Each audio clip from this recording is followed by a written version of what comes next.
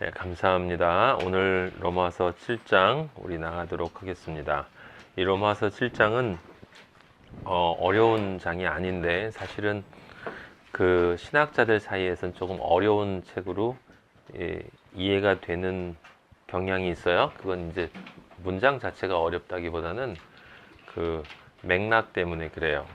여기 뒤에 우리가 잘 아는 교회에서 항상 들었던 표현이 나오죠. 오호라 나는 공고한 자로다 라는 말이 나와요. 그래서 어떤 신학자들은 이 부분이 그 죄의 문제에서 아직 해결이 되지 않았기 때문에 믿음을 가지기 전의 모습인데 왜 이게 여기 7장에 나왔을까라고 하는 의문을 갖는 사람도 있고 그렇지 않다라고 보는 사람도 있고 하여튼 실제로는 그 믿음을 가지지 않은 상태에서 나오는 말이 아니에요. 이 말은 믿음을 가진 그리스도인의 모습입니다. 거기에서 나오는 문제예요. 지금 로마서를 바울이 써내려가는 과정은 우리가 그 1장에 나와 있는 믿음으로 믿음에 이른다라는 믿음으로 처음에 우리 마음으로 믿는다라는 그것이 먼저 나오고 그 다음에 실제로 우리의 삶을 통해서 그 믿음의 십자가의 길을 당연히 그 믿음대로 살아나갈 수밖에 없는 그리스도인의 길에 대한 이야기니까 아주 논리적이고 정확하게 체계적으로 써내려간 글이다. 그래서 간단히 말하면 우리가 저번에 지금 6장까지 쭉 보면 그 처음에 그 하나님 아버지가 왜 인간을 창조했는가라고 하는 그 얘기가 잠깐 나오고 인사말과 함께 그 다음에 인간은 모두 죄인이다라고 하는 믿는 자나 믿지 않는 자나 율법을 가진 자나 은혜를 가진 자나 아니면 아예 믿지 않는 자나 누구나 인간에겐 인간은 다 죄인이기 때문에 의는 없나니 하나도 없다라는 것을 확증을 하고 그 다음에 구원은 그 눈에 보이는 형식적인 것에 있는 것이 아니라 믿음으로 오직 믿음으로 은혜로 주어진 것에 대한 십자가에 대한 믿음으로만 부어진다. 그래서 할례와 율법이라고 하는 것이 이 보이는 율법과 보이는 할례가 아니라 보이지 않는 할례, 우리의 마음을 찢는 그런 것이 필요하다라는 얘기를 바울이 쭉 하고 그 다음에 율법은 죄를 알게 하는 것이 율법의 본질이지 구원을 위한 것이 아니다라고 이야기를 하면서 오직 십자가를 통해서만 구원을 받는다라는 이야기를 이미 우리 지난 공부에서 다 했어요. 그래서 믿음은 이제 가지게 된 상태다라고 얘기했는데 6장에서 이제 바울이 이미 그 믿음을 가진 자는 그 믿음대로 살아야 된다라는 이야기를 했단 말이에요. 그래서 지금 7장은 여기 지금 우리가 전에 했던 6장의 끝절 그 절을 보면 그러나 이제는 너희가 죄로부터 해방되고 하나님께 종이 되어 거룩함에 이르는 열매를 맺었다라는 말이 나오거든요. 그래서 죄의 삭은 사망이요 하나님의 은사는 그리스도에서 이 6장 19절에 보면 그 말이 나와 있습니다. 육신이 연약함으로 내가 사람의 예대로 말하니 전에 너희가 너희 지체를 부정과 불법에 내주어 불법에 이른 것 이제는 너희 지체를 의에게 종으로 내주어 거룩함에 이르라. 이제 삶을 거룩하게 살라는 말이죠. 그럼 이제 거룩하게 살라는 말이 나오면 그 다음에 뭐가 나오겠습니까? 거룩하게 살아나가는 그 과정에서 어려움이 있단 말이에요. 어려움이. 그래서 그 어려움에 대한 이야기가 이제 7장에 나오는 것이에요. 7장의 그 맥락에서 이제 오호라 공고한 자로다 라는 말이 나오게 되는 것이다. 그러니까 7장은 그리스도인이 믿음으로 의롭게 된 다음에 그 믿음을 가지고 실제 삶을 믿음에 이르는 그 성화라고 부르죠. 보통 이제 신학에서는 성화라고 부르는데 칭의를 거쳐서 성화에 이르는 믿음으로 믿음에 이르는 그 과정에서 두 번째인 성화의 과정에서 어떤 어려움을 겪을 수밖에 없는가에 대한 이야기예요. 그래서 그 어려움에 대한 이야기를 하고 이제 우리가 다음에 8장에 넘어가면 그것이 그런 어려움이 있다 하더라도 그 한 번 그리스도인이 된 자는 절대로 그 구원을 빼앗기지 않는다. 진짜 그리스도인이 된 것이 맞다면 그렇다라고 하는 이제 8장의 죄와 사망의 법으로부터 생명의 성령의 법이 우리를 구원했기 때문에 그 8장 마지막 부분에 절대 이 세상의 어떤 것도 그리스도인을 예수 그리스도의 사랑으로부터 빼앗을 수 없다라고 하는 이제 확증이 나오는 거예요. 그러니까 7장에 이제 어려움이 있단 말이죠. 어려움이 있으니까 사람들이 실망도 하고 그리스도인으로 삶을 살아가는데 좌절도 하고 그럴 때 이제 8장에서 걱정하지 마라. 예수 그리스도의 사랑으로부터 끊을 것이 없다라는 얘기가 이제 연결이 되는 거예요. 그 앞에 6장까지는 그리스도인으로 이제 살아야 된다라는 말이 나온 거고, 그 앞부분은 그리스도인은 믿음으로 구원받는다라는 이야기고, 그 앞에는 믿음으로 구원받기 위해서는 인간은 다른 어떤 것으로도 구원받을 수 없다라는 얘기가 나온 거고, 그렇게 얘기하려면 구원을 받아야 되니까 너희는 다 죄인이다 라는 얘기가 맨 앞에 나왔던 거단 말이죠. 그죠? 그래서 순서대로 이게 쭉 진행이 되는 거라, 로마서는 믿음의 기초예요. 믿음의 기초. 성경, 작은 성경이다 라는 말이 맞아요. 믿음의 기초를 설명하는 것이기 때문에 그 로마서는 여러분들이 전도를 하실 때 사용하기 참 좋은 성경입니다. 체계적으로 그냥 쭉 인용을 하면 됩니다. 자, 7장 1절부터 한번 보도록 하겠습니다. 7장 1절부터 이제 4절까지가 한 파트인데, 4절까지 파트를 얘기하고 그 다음에 5절 6절에서 다시 한번 반복이 돼요. 그러니까 1절부터 6절까지는 이제 같은 이야기다 라고 생각하면 됩니다. 오늘 말씀 제목은 7장 17절에 보면 뭐라고 쓰여 있냐면 이제는 이라고 쓰여 있어요. 이제는, 그 이제는이 말씀 제목입니다. 이제는, 전에는이 아니고 이제는 이 말씀 제목이에요. 자, 7장 1절을 보면 너희들이 법에 대해서 알지? 라고 얘기하죠. 그 법에 따른 레위기에 나와 있는 이야기인데 그걸 다시 찾지는 않겠어요. 법은 사람이 살 동안만 추구한다 라고 나와 있어요. 여기 1절의 말에 여러분이 잘 보셔야 되는데, 그 법이 죽고 나면 사람이 자유로워지는 게 아니라 사람이 살아있는 동안 그 법이 그를 주관하는 거예요. 1절에서 지금 그렇게 얘기했습니다. 근데 2절에서는 2절부터는 조금 다른 얘기가 나와요. 다른 것처럼 보입니다. 왜냐하면 남편 있는 여인이 남편이 살아있는 동안에는 남편에게 매였어요. 근데 남편이 죽으면 남편의 법에서 벗어나요. 남편이 죽으면 남편의 법에서 벗어납니다.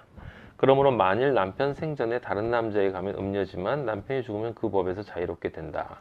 다른 남자에게 갈지라도 음녀가 되지 아니한다. 여기서 이제 신학적으로 좀 어려운 부분이 뭐였었냐면, 여기 남편이 누구냐, 그 다음에 여기 아내가 누구냐라고 하는 거예요. 당연히 우리는 여기 뒤에 7장 4절에 보면 그러므로 내 형제들아 너희도 그리스도의 몸으로 말미암아 율법에 대하여 죽임을 당하였으니 라고 나와 있어요. 그래서 이 부분이 이야기가 어려운 이야기가 되는 거예요. 문자 그대로 보면. 왜냐하면 남편을 율법으로 해석을 하면 실제 그렇게 해석을 해야 돼요. 그게 맞는 거거든요. 남편이 율법인데 남편이 죽으면 아내가 남편의 법으로부터 놓인다라고 했단 말이에요. 그런데 7장 4절에 보면 율법이 죽었다라고 하지 않고 너희가 율법에 대하여 죽임을 당하였으니 라고 해서 죽은 주체가 누구냐면 너희예요. 너희. 그래서 2절하고 3절하고 4절하고 보면 논리적으로 모순되는 것처럼 느껴집니다. 다시 한번 2절 3절에서 남편과 여인의 관계를 보면 남편은 율법이고 여인은 우리 그리스도인이에요. 그리스도인. 그런데 그러면 남편이 죽어야 내가 자유로워지는 거잖아요. 그죠? 그죠? 내가 자유로워져서 율법의 아내였는데 그 다음엔 그리스도의 아내가 된다. 이 구도거든요. 그 말이 맞는 거예요. 지금 맞는 건데 오해를 불러일으키는 것은 왜 그러냐면 4절에 율법이 죽었다라고 말하지 않고 율법에 대하여 내가 죽임을 당한 거예요. 여기 지금 써 있기를. 그래서 이게 죽은 게 율법이 죽어야 남편이 죽고 나니까 남편으로부터 자유로워진다. 이렇게 얘기가 돼야 논리적인데 그렇게 이야기하지 않고 2절 3절은 남편이 죽었다고 해야 되는 건데 4절에서는 내가 죽었다라고 하니까 이제 헷갈리는 거다라고 하는 거예요. 예? 헷갈리는 거다. 그래서 여기서 중요한 말은 7장 4절에 율법에 대하여 죽임을 당하였다라는 말이에요. 율법에 대하여 죽임을 당하였다는 말하고 그 다음에 그 오른쪽에 보면 이는 다른 이 해놓고 그 부분부터 살아나시는 빼고 그 문제 이는 다른 이에게 가서 이렇게 고민에다 밑줄을 그어놓으시면 돼요. 이는 다른 이에게 가서 죽은 자 가운데 살아나시는 가로 치시면 되고 다른 이에게 가서 이제 예수 그리스도죠. 예수 그리스도에게 가서 라는 뜻인데 여기 지금 한글 번역은 다른 이에게 가서라고 번역되어 있잖아요. 근데 킹 제임스 번역을 보면 그 should be married라는 단어가 mary라는 결혼이라는 단어가 나와 있어요. 그래서 이 무슨 뜻이 됩니까? 율법에 대하여 죽임을 당해서 내가 죽었는데 다른 이에게 가서 결혼하는 거예요. 이해되시죠? 그러니까 지금 죽은 거야, 안 죽은 거야?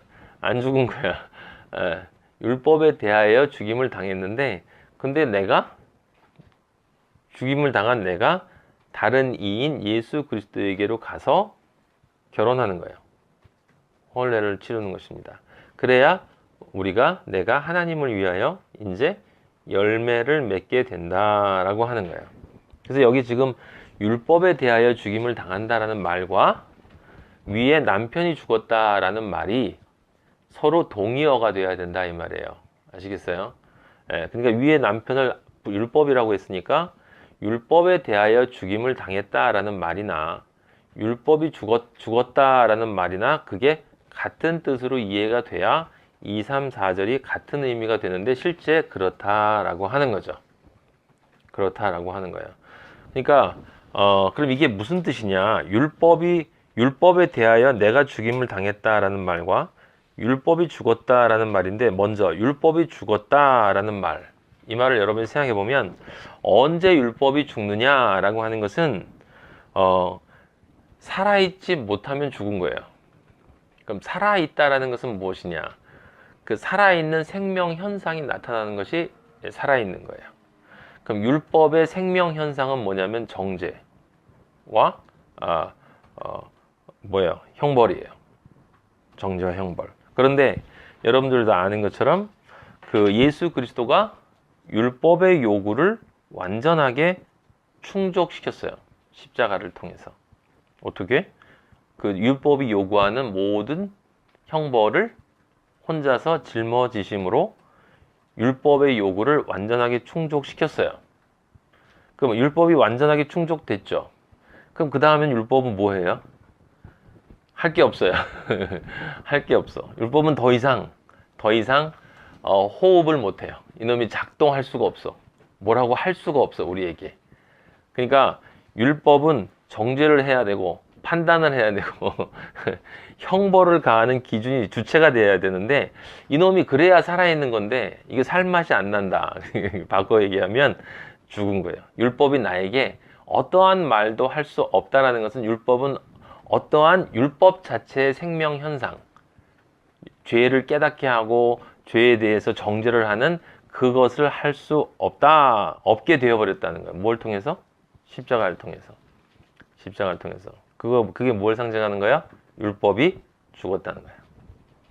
남편이 죽은 거야. 그게 바로 그 의미예요. 2절과 3절에 나와 있는 남편이 죽었다라고 하는 것은 율법이 가지고 있는 생명 현상이 더 이상 존재할 수 없다라고 하는 거예요. 이해되시죠? 정죄가 없다는 얘기예요. 그래서 그리스도 예수 안에 있는 자에게는 고린도서에 나와 있는 것처럼 결코 정죄함이 없다라고 하는 건 율법이 죽었다는 뜻이라고요. 그 말이 그 뜻이에요. 아셨어요? 정죄함이 없다라는 게 율법이 죽었다는 뜻이라고. 자, 그런데 여기 지금 4절에 보면 율법에 대하여 율법에 대해서 내가 죽임을 당했다라고 했잖아요. 그래서 율법에 대해서 내가 죽임을 당했다라고 하는 것은 다른 말로 얘기하면 율법으로부터 그전에는 율법에 대해서 내가 살아있다는 것은 율법의 영향력 안에 있다라는 거예요. 율법의 영향력 안에. 근데 율법에 대해서 내가 죽었다는 것은 율법의 영향력으로부터 벗어났다는 것이 그건 율법으로부터 자유로워졌다는 거예요. 누굴 통해서? 예수 그리스도를 통해서. 사실은 같은 말이에요. 그래서 1절에 법이 사람이 살아있는 동안만 그를 주관하는 줄 알지 못하느냐라고 할 때 여기 사람이 살아있는 동안만이라고 했지 않습니까? 근데 여기 지금 율법에 대하여 죽임을 당했다라는 건 아까 자유하게 된다라는 말도 있지만 동시에 자유하게 된다라는 것은 율법과 함께 누가 죽은 거예요. 내가 죽은 건데 내가 누가 죽은 거예요. 내 옛자아가 죽은 거야. 옛자아가. 그래서 1절에서는 사람이 살 동안만 그를 주관한다 라고 표현이 돼 있죠. 그래서 내 옛자아가 살아있는 동안은, 죄인으로서 내가 살아있는 동안은 율법이 나를 주관해. 근데 그 옛자아가 십자가에서 죽어버렸어. 그래서 율법에 대해서 죽어버리니까 예수 그리스도를 통해서, 그러니까 또 율법에 대해서 죽었어. 어떻게? 자유해졌어. 그렇게 되니까 율법은 더 이상 어떠한 영향력도 나에게 행사할 수가 없게 됐죠. 그러니까 남편도 죽은 거야. 그러면 다 죽었네. 뭐만 남은 거예요? 내 새 자아만 남은 거야. 그래서 내 새 자아만. 내가 그리스도와 함께 십자가에 못 박혀버렸어. 그리스도와 함께 십자가에 못 박히는 순간 사실은 나도 죽고, 내 옛자아가 죽은 거예요. 내 옛자아가 죽고, 율법도 죽은 거예요. 율법도 나에 대해서 죽은 거예요. 그리고 나도 율법에 대해서 죽은 거예요. 자유로워진 거예요. 그게 그 말이 지금 1절에서 4절까지 있는 말이 그 개념들이 그런 식으로 이해가 되는 건데, 그것 자체가 사실은 뭐예요? 복음이잖아, 복음. 그러니까 혼인관계를 통해서 지금 설명을 하는 거예요. 그래서 그렇게 죽고, 내가 어디로 간 거예요? 새 자아로 부활했잖아요. 죽고 나서 새로운 나로 부활을 해서 누구에게로 갔어요?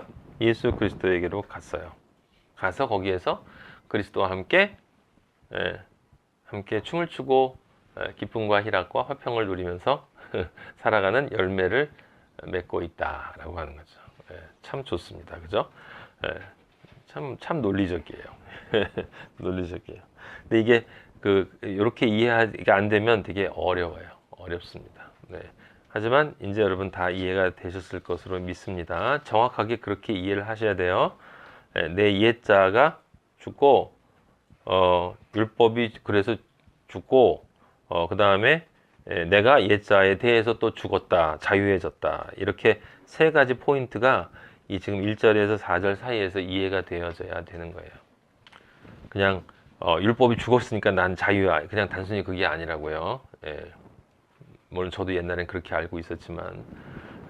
자, 5절에 지금 이거를 이제 5절, 6절에서 간단하게 다시 한번 반복하는 거예요. 그래서 이 5절에 보면 우리가 구원을 받은 게 무엇을 의미하는가를 지금 설명하고 있는 것입니다. 그러니까 그걸 잘 이해하고 이제 그런 상황에서 그렇게 구원을 받은 사람으로서 온전하게 그리스도의 길을 잘 가라라고 하는 건데, 잘 가려고 할 때 발생할 수밖에 없는 문제점을 알고 가라고 하는 거지. 근데 알고 가되 또 실망은 하지 마라는 얘기. 바울은 할 얘기를 다 해주고 있는 거예요. 5절 한번 보세요. 우리가 육신에 있을 때에는 이라는 것은 육신의 정욕, 그러니까 선악과가 내 삶의 중심이 되어지는 거죠. 율법으로 말미암는 죄의 정욕이 우리 지체 중에, 여기 율법으로 말미암는 죄의 정욕이라는 말이 중요한 거예요. 뒷부분과 연결하면 그냥 죄의 정욕이 우리 지체 중에 역사한다 라는 말이 아니라, 죄의 정욕은 맞는데 율법으로 말미암는 죄의 정욕이에요. 그게 무엇인지는 밑에서 나온단 말이에요. 율법으로 말미암는 죄의 정욕이라는 건 율법이 없을 때는 죄의 정욕을 모른다라고 하는 거예요. 그게 죄의 정욕인지 모른다라고 하는 거죠. 그래서 죄의 정욕이라는 말이 생길 수 있는 것은 무엇이 있기 때문이에요? 율법이 있기 때문이에요. 율법이 있기 때문에 이게 죄의 정욕이다라는 것을 알게 되는 거죠. 그러니까 형식만 보면, 논리만 보면 율법이 있어서 율법이 죄의 정욕이라는 것을 드러냈기 때문에 죄의 정욕이 형식만 보면 율법으로 말미암은 게 된다는 거예요. 그 뒤에 있는 얘기가 그 얘기거든요. 좀 더 보도록 합시다. 죄의 정욕이 우리 지체 중에 역사했죠. 이미 우리가 율법을 몰랐을 때도 역사했어. 허물로, 그죠? 죄로 역사한 게 아니라 허물로 역사했어요. 근데 둘 다 심판은 심판이라고 제가 말씀드렸습니다. 그래서 여기 5절 끝에 뭐라고 쓰였어요? 사망을 위하여 열매를 맺게 했다 그랬어요. 그러니까 허물이든 죄든 허물과 죄로 죽었다라고 에베소 2장 1절에 그러니까 우리로 사망을 위하여 열매를 맺게 하였다. 그러니까 우리 전도서 배우잖아요. 헛되고 헛되며 헛되고 헛되다 하는 건 그냥 쓸모없다라고 하는 건데 그 쓸모없다라는 말이 그냥 단순히 쓸모없다는 게 아니라 진짜 생명을 위한 쓸모가 없다라는 거야. 생명을 위한 쓸모가 없다는 건 사망을 위한 거라는 얘기가 되는 거죠. 그래서 많은 일을 했는데 그 많은 일이 사망을 위한 일이다. 얼마나 웃기는 얘기예요, 진짜. 황당하죠, 사실은. 많은 일을 했는데, 이 일이 사망을 위한 일이었어? 그러면 나중에 아버지가, 그거 그랬어? 그러면 너무 황당하잖아요. 그러니까 우리가 그 황당한 일을 당하지 말아야 된다라고 얘기하는 것이고, 6절. 그때는 이제 그렇게 사망을 위한 열매를 맺었는데, 그래서 잠언이나 전도서에서 계속 뭐가 나와요? 어리석은 자가 나오는 거예요. 어리석은 자. 네, 죄인이 왜 어리석은 자랑 자꾸 연결이 되냐면, 몰라서 그렇기 때문에. 근데 모르는 것 안에 왜 죄에 대한 심판이 나올 수밖에 없냐면 그 모르는 것 안에 이 자율적인 선택이 들어가 있기 때문에 그렇단 말이에요. 예, 모르기를 원하지 않는. 그러니까 장님이 성경이 얘기할 때 이제 우리가 보통은 장님은 보이지 않으니까 못 보잖아요. 근데 성경이 얘기하는 장님은 보이지 않으니까 못 보는 건 맞는데 사실은 보기를 원하지 않아서 장님이 되는 거예요. 예, 성경이 말하는 것은 보기를 원하지 않아서 장님이 되고 장님이 되면 이제 안 보이는 거예요. 그렇게 고착이 되어지는 것이거든요. 예, 그래서 이제 개인의 책임에 대한 이야기가 나오게 되는 거다. 이제는 우리가 얽매였던 것에 대하여 죽었으며, 여기 지금 아까 율법에 대해서 죽어야으므로라는 말이 요 말이죠. 지금 위에 율법으로 말미암아서 생겼는데 율법이 죽었어. 그래서 율법에서 벗어난 거예요. 같은 이야기란 말이에요. 이러므로 우리가 이제 다 끝났어. 그럼 이제 새로운 자 하나만 남았어. 율법도 죽었고 내 옛자도 죽었고 내 죄도 죽었고 당연히 다 죽었죠. 심판이 끝났으니까. 그쵸? 형기를 다 마치고 사형까지 받았기 때문에 이제 더 이상 나에 대해 일사부재리의 원칙이기 때문에 더 이상 죄에 대해를 물을 수가 없으니까 죄도 나에 대해서 죽은 거고 그 죄인이었던 나도 사형당했으니까 죽은 거고 나를 정죄했던 그 율법도 죽은 거고 그래서 거기서 나온 부활한 나 이제 그 나 예수 그리스도와 함께 부활한 그 나는 이제 뭐예요? 이제 옛날에 죄의 정욕에 살았던 그 나가 당연히 될 수가 없죠. 왜냐면 예수 그리스도와 연합된 존재니까. 그 뒤에 뭐라고 나오냐면 우리가 영의 새로운 것으로 라는 말이에요. 영의 새로운 것으로 섬길 것이요.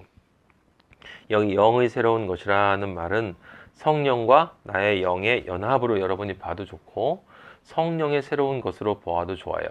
단순히 나의 영은 아니에요. 나의 영은 아닙니다. 반드시 성령이 들어가야 돼요. 성령과 나의 영이 연합한 그 새로운 존재로서 내가 섬겨야 된다. 이 말이 사실은 정확한 말인 거예요. 이제 내가 벗어났잖아요. 그 존재가 됐어. 내가 예수 그리스도의 영과 내 남편과 진짜 남편과 이제 수가성 여인이 하나가 됐어요. 그러니까 그 상태로 하나님을 섬겨야 된다. 그렇게 해야지 이미 죽어버린 율법 조문을 다시 따지는 건 말이 안 된다. 율법 조문에 묵은 것으로 아니할지니라 라고 하는 것은 바로 그 뜻이죠. 그러니까 5절과 6절이 그 앞에 1절부터 4절까지를 다시 한번 상세하게 설명을 해주고 부연 설명을 해주는 거예요. 간단하게 줄이면 이런 말이에요. 남편을 섬기려면 살아있는 남편을 섬겨라. 죽은 남편 붙잡고 계속 그렇게 집착하고 있으면 안 된다라고 얘기하는 것입니다. 갈라디아서 5장 1절을 보면 이렇게 쓰였어요. 그리스도께서 우리를 자유롭게 하려고 자유를 주셨으니 그러므로 굳건하게 서서 다시는 종의 멍에를 매지 마라. 이 말이 그 뜻인 거예요. 죽은 남편을 섬기지 마라 라고 하는 거죠. 이게 웃기는 얘기잖아요. 만약에 죽은 남편을 섬긴다 하면 율법을 섬긴다는 것은 그건 계속 무엇을 뜻하냐면 계속 내 죄가 인식된다는 뜻이거든. 그렇죠. 내 죄가 계속 인식된다는 거예요. 근데 내 죄도 사실은 죽었는데 내 죄가 계속 인식된다라는 것은 다른 얘기로 하면 예수 그리스도의 보혈에 대한 믿음이 없다는 뜻이에요. 그럼 새 신랑을 예수님을 신랑으로 믿지 않는다는 뜻이라고요. 예. 그러니까 믿음이 없는 거죠. 예. 믿음이 없는 거예요. 자유하라라고 하는 것이고, 아까 제가 읽었던 고린도후서 5장 17절에 꼭 여러분들이 늘 외워야 되는 말이 있죠. 그런즉 누구든지, 누구든지예요.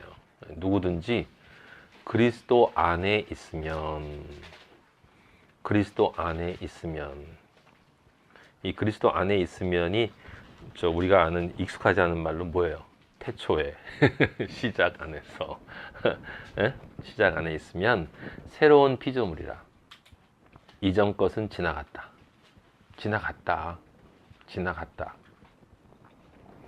새로운 존재가 되었다. 영의 새로운 존재가 되었다. 성령과 연합한 새로운 존재가 되었다. 그 존재로 이제 너는 완전히 변했다. 이거는 우리가 흔들리면 안 되는 거예요. 사탄은 계속 그래도 아직 우리가 부족하다라는 이야기를, 우리가 하는 행동, 지금 여기서 뒤에 나와 있는 바울이 오호라 나는 공고한 자로다 라고 하는 그것을 고백할 수밖에 없는 그런 행동을 우리는 또 질 수밖에 없단 말이죠. 근데 그런 걸 통해서 우리에게 계속 너는 아닌가 봐, 이런 얘기를, 그래가지고 무슨 그리스도인이라고 할 수 있어 라고 얘기를 할 때 사실은 우리는 그런 생각이 날 때마다 어떻게 되어야 되냐면, 그것을 이 그리스도를 향한 지금 로마서 지금 7장 1절에서 6절을 생각하면서 이 죽은 놈이 이게 까불고 있어. 죽은 놈이, 율법 너 죽었어 임마. 내 죄도 죽었어 임마. 에? 너한테 소리를 들어야 될 그 놈도, 그 나도 죽었어. 김봉기도 죽었어. 나랑 너랑은 아무 관계가 없어. 그리고 사실은 네가 지금 하는 소리도 헛소리야. 만들어진 소리지 진짜 소리가 아니야 라고 우리가 뭘 해야 되냐면 담대하게 그걸 대적해야 되는 거예요. 근데 그 믿음이 사실은 쉬운 것 같지만 쉬운 게 아니에요. 요것이 제가 늘 말씀드리지만, 그냥 실제로 하나님 아버지를 향한 정말 이런 성령의 다시 이렇게 태어남에 대한 경험이 없는 상태에서 그냥 입으로만 이렇게 대충 고백을 하고 하나님 아버지를 믿었다고 생각하는 사람들도 지금 제가 이야기를 하면 그래, 그렇게 생각할 수 있단 말이에요. 그래, 나는 구원 받았어. 그러니까 나는 뭐라고 해, 내가 무슨 잘못을 한다 하더라도 나는 구원받은 게 분명해 라고 또 얘기하시는 목사님들이 또 많이 있어요. 그런데 반드시 전제가 돼야 될 것은 뭐냐면, 그리스도와 함께 십자가에 못 박히는 게 전제예요. 그리고 그리스도와 함께 부활해야 되는 거예요. 그리고 이제부터 내가 사는 것은 내가 사는 것이 아니고 나를 사랑하사 나를 위하여 자기 목숨을 버리신 그리스도를 믿는 그 믿음 안에서 사는 것이다 라고 하는 그 확신이 나한테 있는 상태에서 그 다음에 죄를 짓는 거예요. 이미 용서받은 죄를 짓는 거예요. 이미 용서받은 죄를. 그래서 우리는 사실은 죄값을 치르고 고통을 다시 당하는 거예요. 그리스도인은. 이게 아주 재밌어요. 그 생각해 보면은 좀 약간 좀 바보야. 바보인데 그게 바보가 아니라 그 바울이 그랬잖아요. 그리스도의 남은 고통을 내가 채워야 한다라고 하는 이야기 했죠. 어디선가. 그게 이제 사실은 그런 의미인 거예요. 무슨 얘기냐면, 예수 그리스도를 통해서 우리는 모든 것으로부터 자유해진 것은 사실이지만 그 자유함에 합당한 존재로 완성되어져야 된단 말이에요. 그것이 남아있기 때문에 먼저 받고, 그러니까 천국행 티켓은 받고 그 다음에 그 티켓 값을 위해서 일을 해야 돼요. 그 티켓 값에 합당한 존재가 되어야 되는 거예요. 그건 네가 많은 일을 한 게 아니라 내 아들이 되어야 된다. 정확하게 내 아들이 되어야 한다. 고린도후서 3장 6절 보세요. 3장 6절에도 지금 우리가 읽었던 로마서 7장 6절과 같은 말이 쓰여 있습니다. 그가 또한 우리를 새 언약의 일꾼, 새 언약의 일꾼, 십자가를 통한 오직 은혜만의 그 언약. 응? 여러분도 아시는 것처럼 이스라엘 민족이 율법을 통해서 절대로 아버지와 이스라엘 민족이 언약을 맺었는데, 시내산 언약을 맺어서 율법, 아버지의 뜻을 따르고 아버지의 명령을 준행하면 구원을 받는다 했는데 이스라엘 민족이 지키지 않았잖아요. 근데 원래 그건 지킬 수가 없는 거잖아요. 그죠? 원래 지킬 수가 없어요. 그러니까 하나님 아버지가 새 언약을 주셨다라고 하는 것은 이스라엘 민족이 지키지 못했기 때문에 할 수 없이 새 언약을 주시는 게 아니라 그 지킬 수 없다라는 것을 알라 한 이야기고, 하나님은 미리 다 그것을 준비하고 계셨다라는 것을 여러분들이 기억하셔야 된다. 그래서 이 새 언약의 일꾼 되기에 만족하게 하셨으니 율법 조문으로 하지 아니, 이 율법 조문은 구 언약이니까 율법 조문으로 하지 아니하고 오직 영으로 함이니 율법 조문은 죽이는 것이요 영은 살리는 것이니라. 여기 분명히 나와 있죠. 율법 조문은 죽이는 것이고 영은 살리는 것이다 라고 하는 거예요. 그럼 율법 조문이라는 것은 무엇이겠습니까? 기독교인이라면 이렇게 살아야 한다라고 하는 우리들이 이렇게 성경을 통해서 만들어낸, 성경 안에 있다라는 것을 통해서 만들어낸 모든 하나도 빼지 않고, 예를 들면 교회에 나와야 돼, 주일 성수해야 돼부터 시작해서 우리들이 생각하고 있는 교회에서, 저도 어렸을 때부터 계속 다녔는데 저도 교회 안 나가면 그 다음에 2, 3일 안에 무슨 일이 생긴다고 저는 믿고 있었거든요.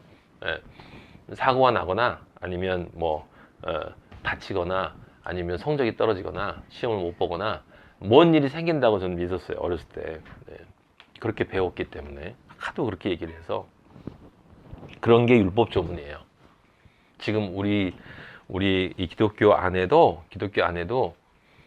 어찌 됐건 제도라는 이름으로 정해져 있는 모든 것들은 전부 다 율법 조문인 거예요.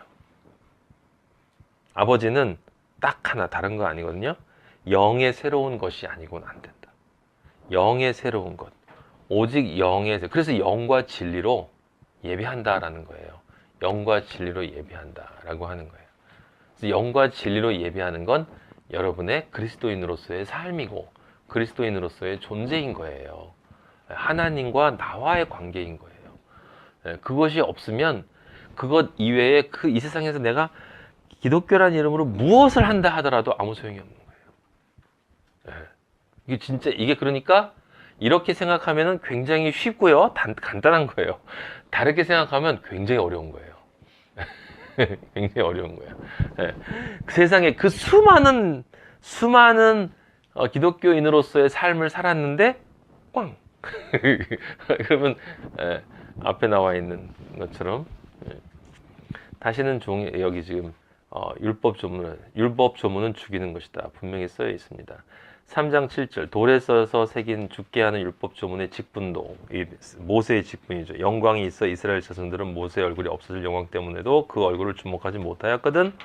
하물며 영의 직분은 더욱 영광이 있지 않게. 3장 8절 정죄의 직분도 영광이 있은즉 의의 직분은 영광이 더욱 넘치리라. 이 율법이 잘못된 건 아니잖아요, 그죠? 정죄는 반드시 필요하다 이 말이에요. 나를 알아야 내가 변화되어지는 것이기 때문에. 그래서 나를 알고 나를 죄인이다라고 하시는 아버지는 사랑이라는 걸 늘 기억을 해야 돼요. 여러분들이 어려운 일을 당하고 자신이 고통을 당하는 신앙생활을 하면서 고통을 당하는 게 다 아버지가 사랑을 하셔서 하는 것이다. 우리는 그리스도인이기 때문에 그렇다는 거죠.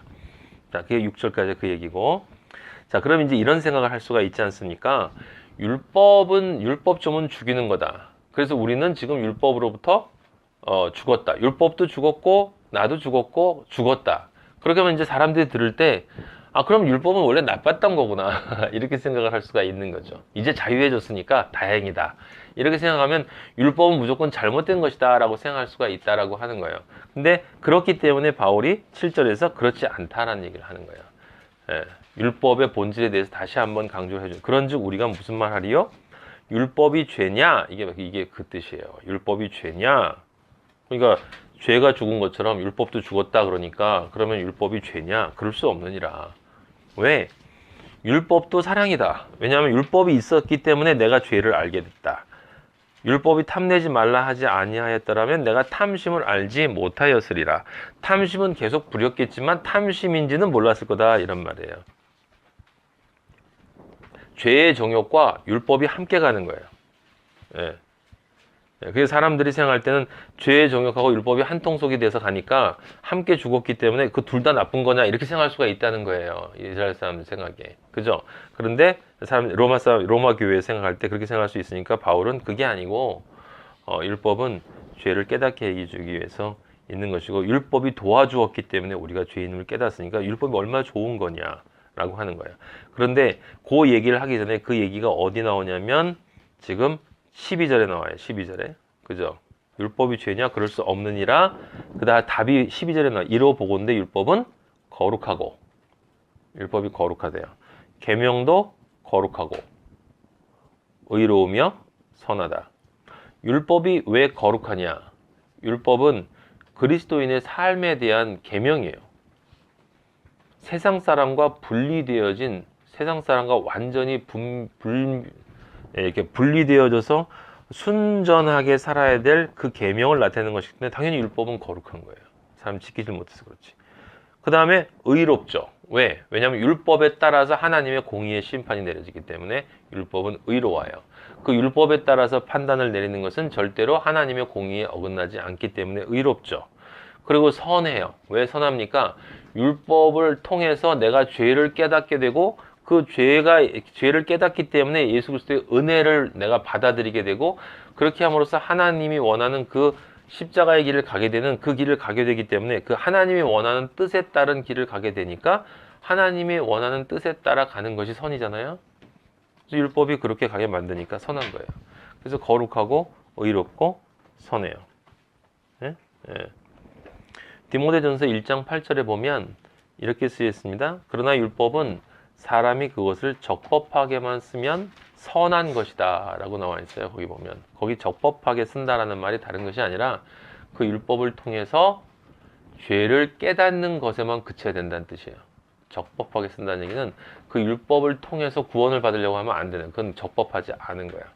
율법이 무엇인지를 알고 그 율법의 한계를 정확하게 알아야 돼. 율법이 어디까지가 필요한 것이고 어디 이상은 아니다라고 하는 그 한계, 그거를 정확히 알고 사용을 하면 선한 것이다 라고 하는 것입니다. 그 7장 7절과 10절 12절 사이에 율법이 어떻게 우리의 죄를 깨닫게 했는지에 대한 설명이 나와요. 그죠? 8절 이하의 구체적인 설명이 나옵니다. 죄가 기회를 타서, 지금 설명을 아주 재밌게 했어요. 바울이요.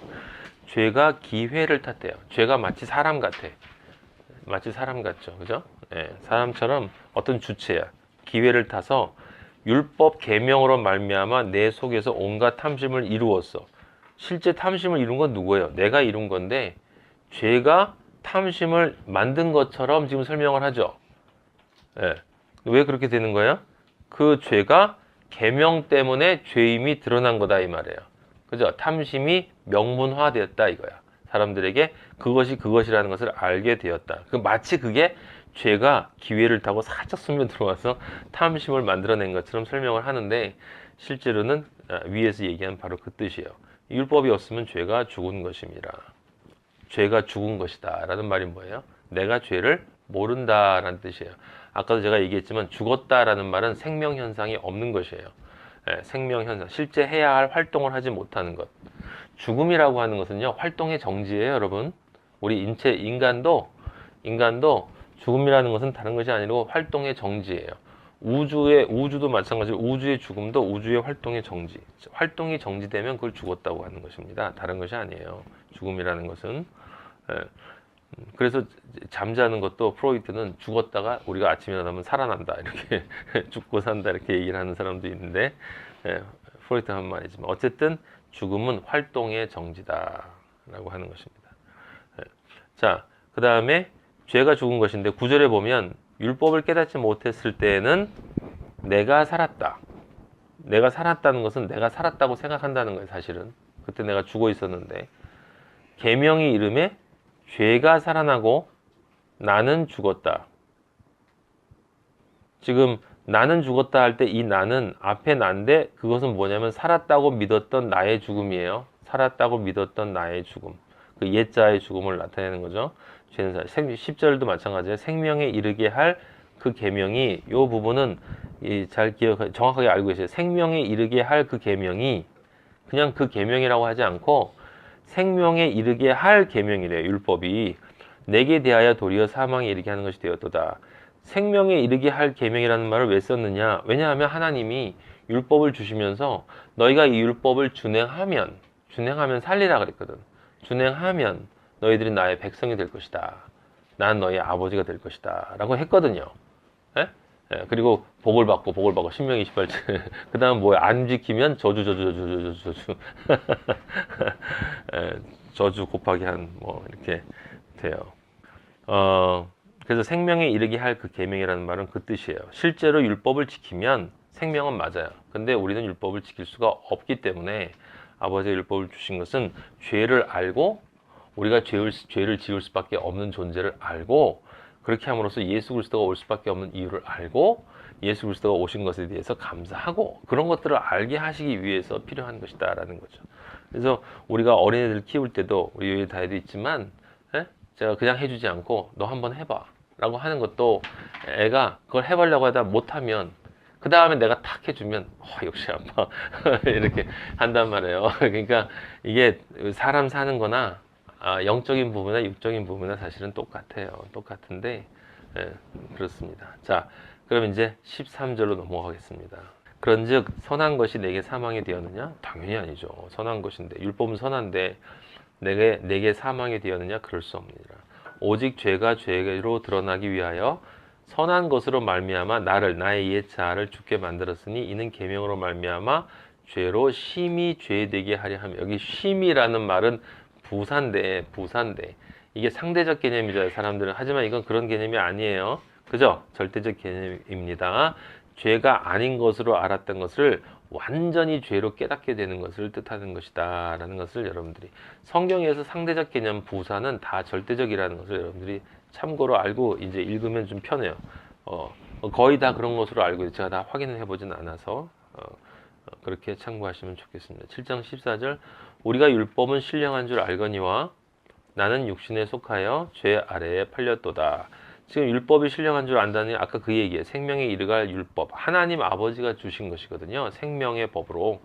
그러니까 당연히 하나님의 영이 하나님이 영으로 내려오신 것은 아니지만 하나님의 영적인 감동에 의해서 우리에게 주신 것이기 때문에 율법도 역시 하나님으로부터 나온 것이다. 근데 나는 육신에 속하여 죄 아래에 팔렸어요. 그러니까 율법도 역시 원래는 어디에 속하는 거란 얘기예요? 영적인 영역에 속하는 것이다. 성령의 영적. 왜? 율법이 생명을 주는 것이 원래는 이 세상의 육에 속하는 죄와 마찬가지로 육에 속하는 게 아니다라고 하는 것입니다. 네, 원래 영에 속하는 것인데 그게 내려와서 우리로 하여금 우리의 행위가 죄라는 것을 깨닫게 해주는 기능을 했다라고 하는 것이죠. 네.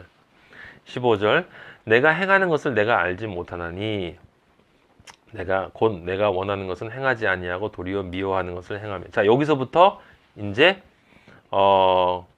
14절 또는 15절, 이 14절 15절부터 이야기가 이제 무엇으로 넘어가게 되냐면 그리스도인이 이제 인생을 살아가면서 죄를 지을 수밖에 없는 이야기로 넘어가는 거예요. 지금 여기서 반전인데 반전에 대한 이야기가 정확하게 표현이 안 돼 있어요. 이 14절은 앞으로 해석해도 되고 뒤로 해석해도 되거든요. 근데 15절은 정확하게 지금 그리스도인으로서의 모습인 거예요. 내가 그리스도인으로 이제 앞에서 이야기한 것처럼 하나님 아버지가 원하는 그 삶을 예수 그리스도를 믿는 믿음 안에서 살려고 하는데 내가 원하는 것은 행하지 아니하고 미워하는 것을 행한다. 그래서 이 15절부터는 우리 그리스도인이 십자가의 길을 가면서 반드시 가질 수밖에 없는 질문이 나오게 되는 거예요. 갈등에 대한 얘기가. 15절이. 예, 아시겠죠? 근데 만일 내가 원하지 아니하는 그것을 행하면 내가 이로써 율법이 선한 것을 시인한다 라고 함으로써 율법이 원래 선한 것인데 나는 그렇지 않다라는 것을 증명을 하고 그런데 7장 17절에 거기에 대한 답이 나온다면 그러니까 지금 앞에 율법이 선하다는 이야기를 쭉 해나가다가 어디로 넘어가는 거냐면 내가 그리스도인으로서 살아가면서 율법을 어기는 것으로 넘어가야 된다는 거죠. 근데 앞부분에서 원래 바울이 무슨 얘기한 거예요? 율법에 대해서 나는 죽었다. 분명히 죽었다. 그러니까 거기에 대한 아무 관계가 없는데 그런데 원하지 않는 것을 행한다라는 거예요. 그러니까 뭔가 같이 연결되어 있다는 얘기를 지금 하고 싶은 거죠. 그러니까 그거를 그런 식으로 자연스럽게 지금 넘어가는데 이 반전이 되는 단어가 오늘 제목이에요. 17절에. 네, 이제는이에요. 이제는. 네, 이제는. 다른 문장들은 다 여기도 걸리고 저기도 걸리지만 이제는이라는 이 단어는 분명하게 그리스도인으로 믿음으로 그리스도인이 된 상태로 이제는이에요. 이게 아시겠어요? 이제는 그것을 행하는 자가 내가 아니요 내 속에 거하는 죄니라. 이 말이 굉장히 중요해요. 네, 지금 그 위에 16절에 내가 원하지 아니하는 그것을 행한다라고 했잖아요. 근데 지금 17절에 보면 이제는이라고 해놓고 그것을 행하는 자가 내가 아니요 내 속에 거하는 죄라고 그랬어요. 이 말이 여러분 그냥 단순하게 들으면 그냥 그렇게 이해가 되지만 사실은 단순한 말이 아니에요. 왜냐하면 우리가 보통 기도하거나 이렇게 서로 대화를 나눌 때 영적 전쟁을 이야기할 때 우리가 보통 이렇게 얘기하거든요. 내 옛자와 내 새자의 영적 전쟁이 우리 안에 있다 라고 얘기한단 말이에요. 네? 네. 근데 바울은 그렇게 얘기하면 안 된다는 거예요. 지금 무슨 얘기냐면 나는 내 안에 있는 나는 하나야. 하나. 둘이 아니고 잘 들어요. 둘이 아니고 하나야. 하나. 내 옛자와 내 새자가 이 안에서 싸우는 게 아니라니까. 바울은 뭐라고 하냐면 내 새자가 내 안에 있는 죄와 싸운다는 거예요. 지금 17절에 지금 그 말을 하는 거예요. 사실 이게 엄청난 말이란 말이에요. 왜? 그래서 지금 17절에 이제는이라는 말은 이제 나가 바뀌었단 말이에요. 믿음으로 옛날에는 옛자가 나였어. 그게 나였단 말이에요. 옛자가 나였는데 지금은 이제 새자가 나야. 근데 내가 어떻게 둘일 수 있어? 이 안에 나는 둘일 수가 없어요. 옛자와 새자가 싸우면, 왜냐하면 옛자는 사탄의 자식이야. 새자는 하나님의 아들이야. 근데 이 안에서 사탄의 자식과 하나님의 아들이 싸워요? 그게 아니거든. 나는 하나님의 아들이 됐거든. 그리스도 예수 안에 있으면 새로운 피조물이거든. 완전히 새로운 자아가 됐거든. 하나님의 아들이 됐거든. 근데 거기 어떻게 또 다른 나가 있어? 사탄의 아들이 왜 아직도 거기 있어? 그거는 아들이 아니란 뜻이지. 아들이 아니라는 뜻이지. 나는 분명히 하나님의 아들이 됐단 말이에요. 그럼 이제 나는 하나님의 아들이야. 하나님의 아들이에요. 새롭게 창조됐어. 부활해서 새로운 존재가, 새로운 피조물이 됐어. 완전히 새로운 존재가 됐어요. 그게 나야. 그게 나라고. 그런데 이 안에 옛 자아가 있다는 건 말이 안 된단 말이에요. 그러니까 우리가 상식적으로는 이제 그런 식으로 표현을 한다 하더라도 정확히 알아야 될 것은 무엇이냐면 내 안에 벌어진 영적 전쟁은 두 개의 나의 싸움이 아니고 나하고 뭐겠어요? 내 안에 남아있는, 굳이 얘기하자면 옛 자아가 남기고 간 찌꺼기들. 옛 자아가 남기고 간 찌꺼기들. 어디 안에 있는 찌꺼기들? 마음속에, 육체 안에 습관적으로 남아있는 찌꺼기, 마음속에 남아있는 찌꺼기들. 생각을 통해서 생각 속에 남겨진 거, 기억 속에 남겨진 거, 그 다음에 욕망 속에 남겨진 거, 이런 것들이 내 안에 군더더기처럼 많이 붙어 있다고 제가 얘기했죠. 그걸 여러분들한테 그래서 제가 나는 성령이 내 안에 들어오면 내 영이 연합을 해서 이제 하나님의 아들로 변했단 말이에요.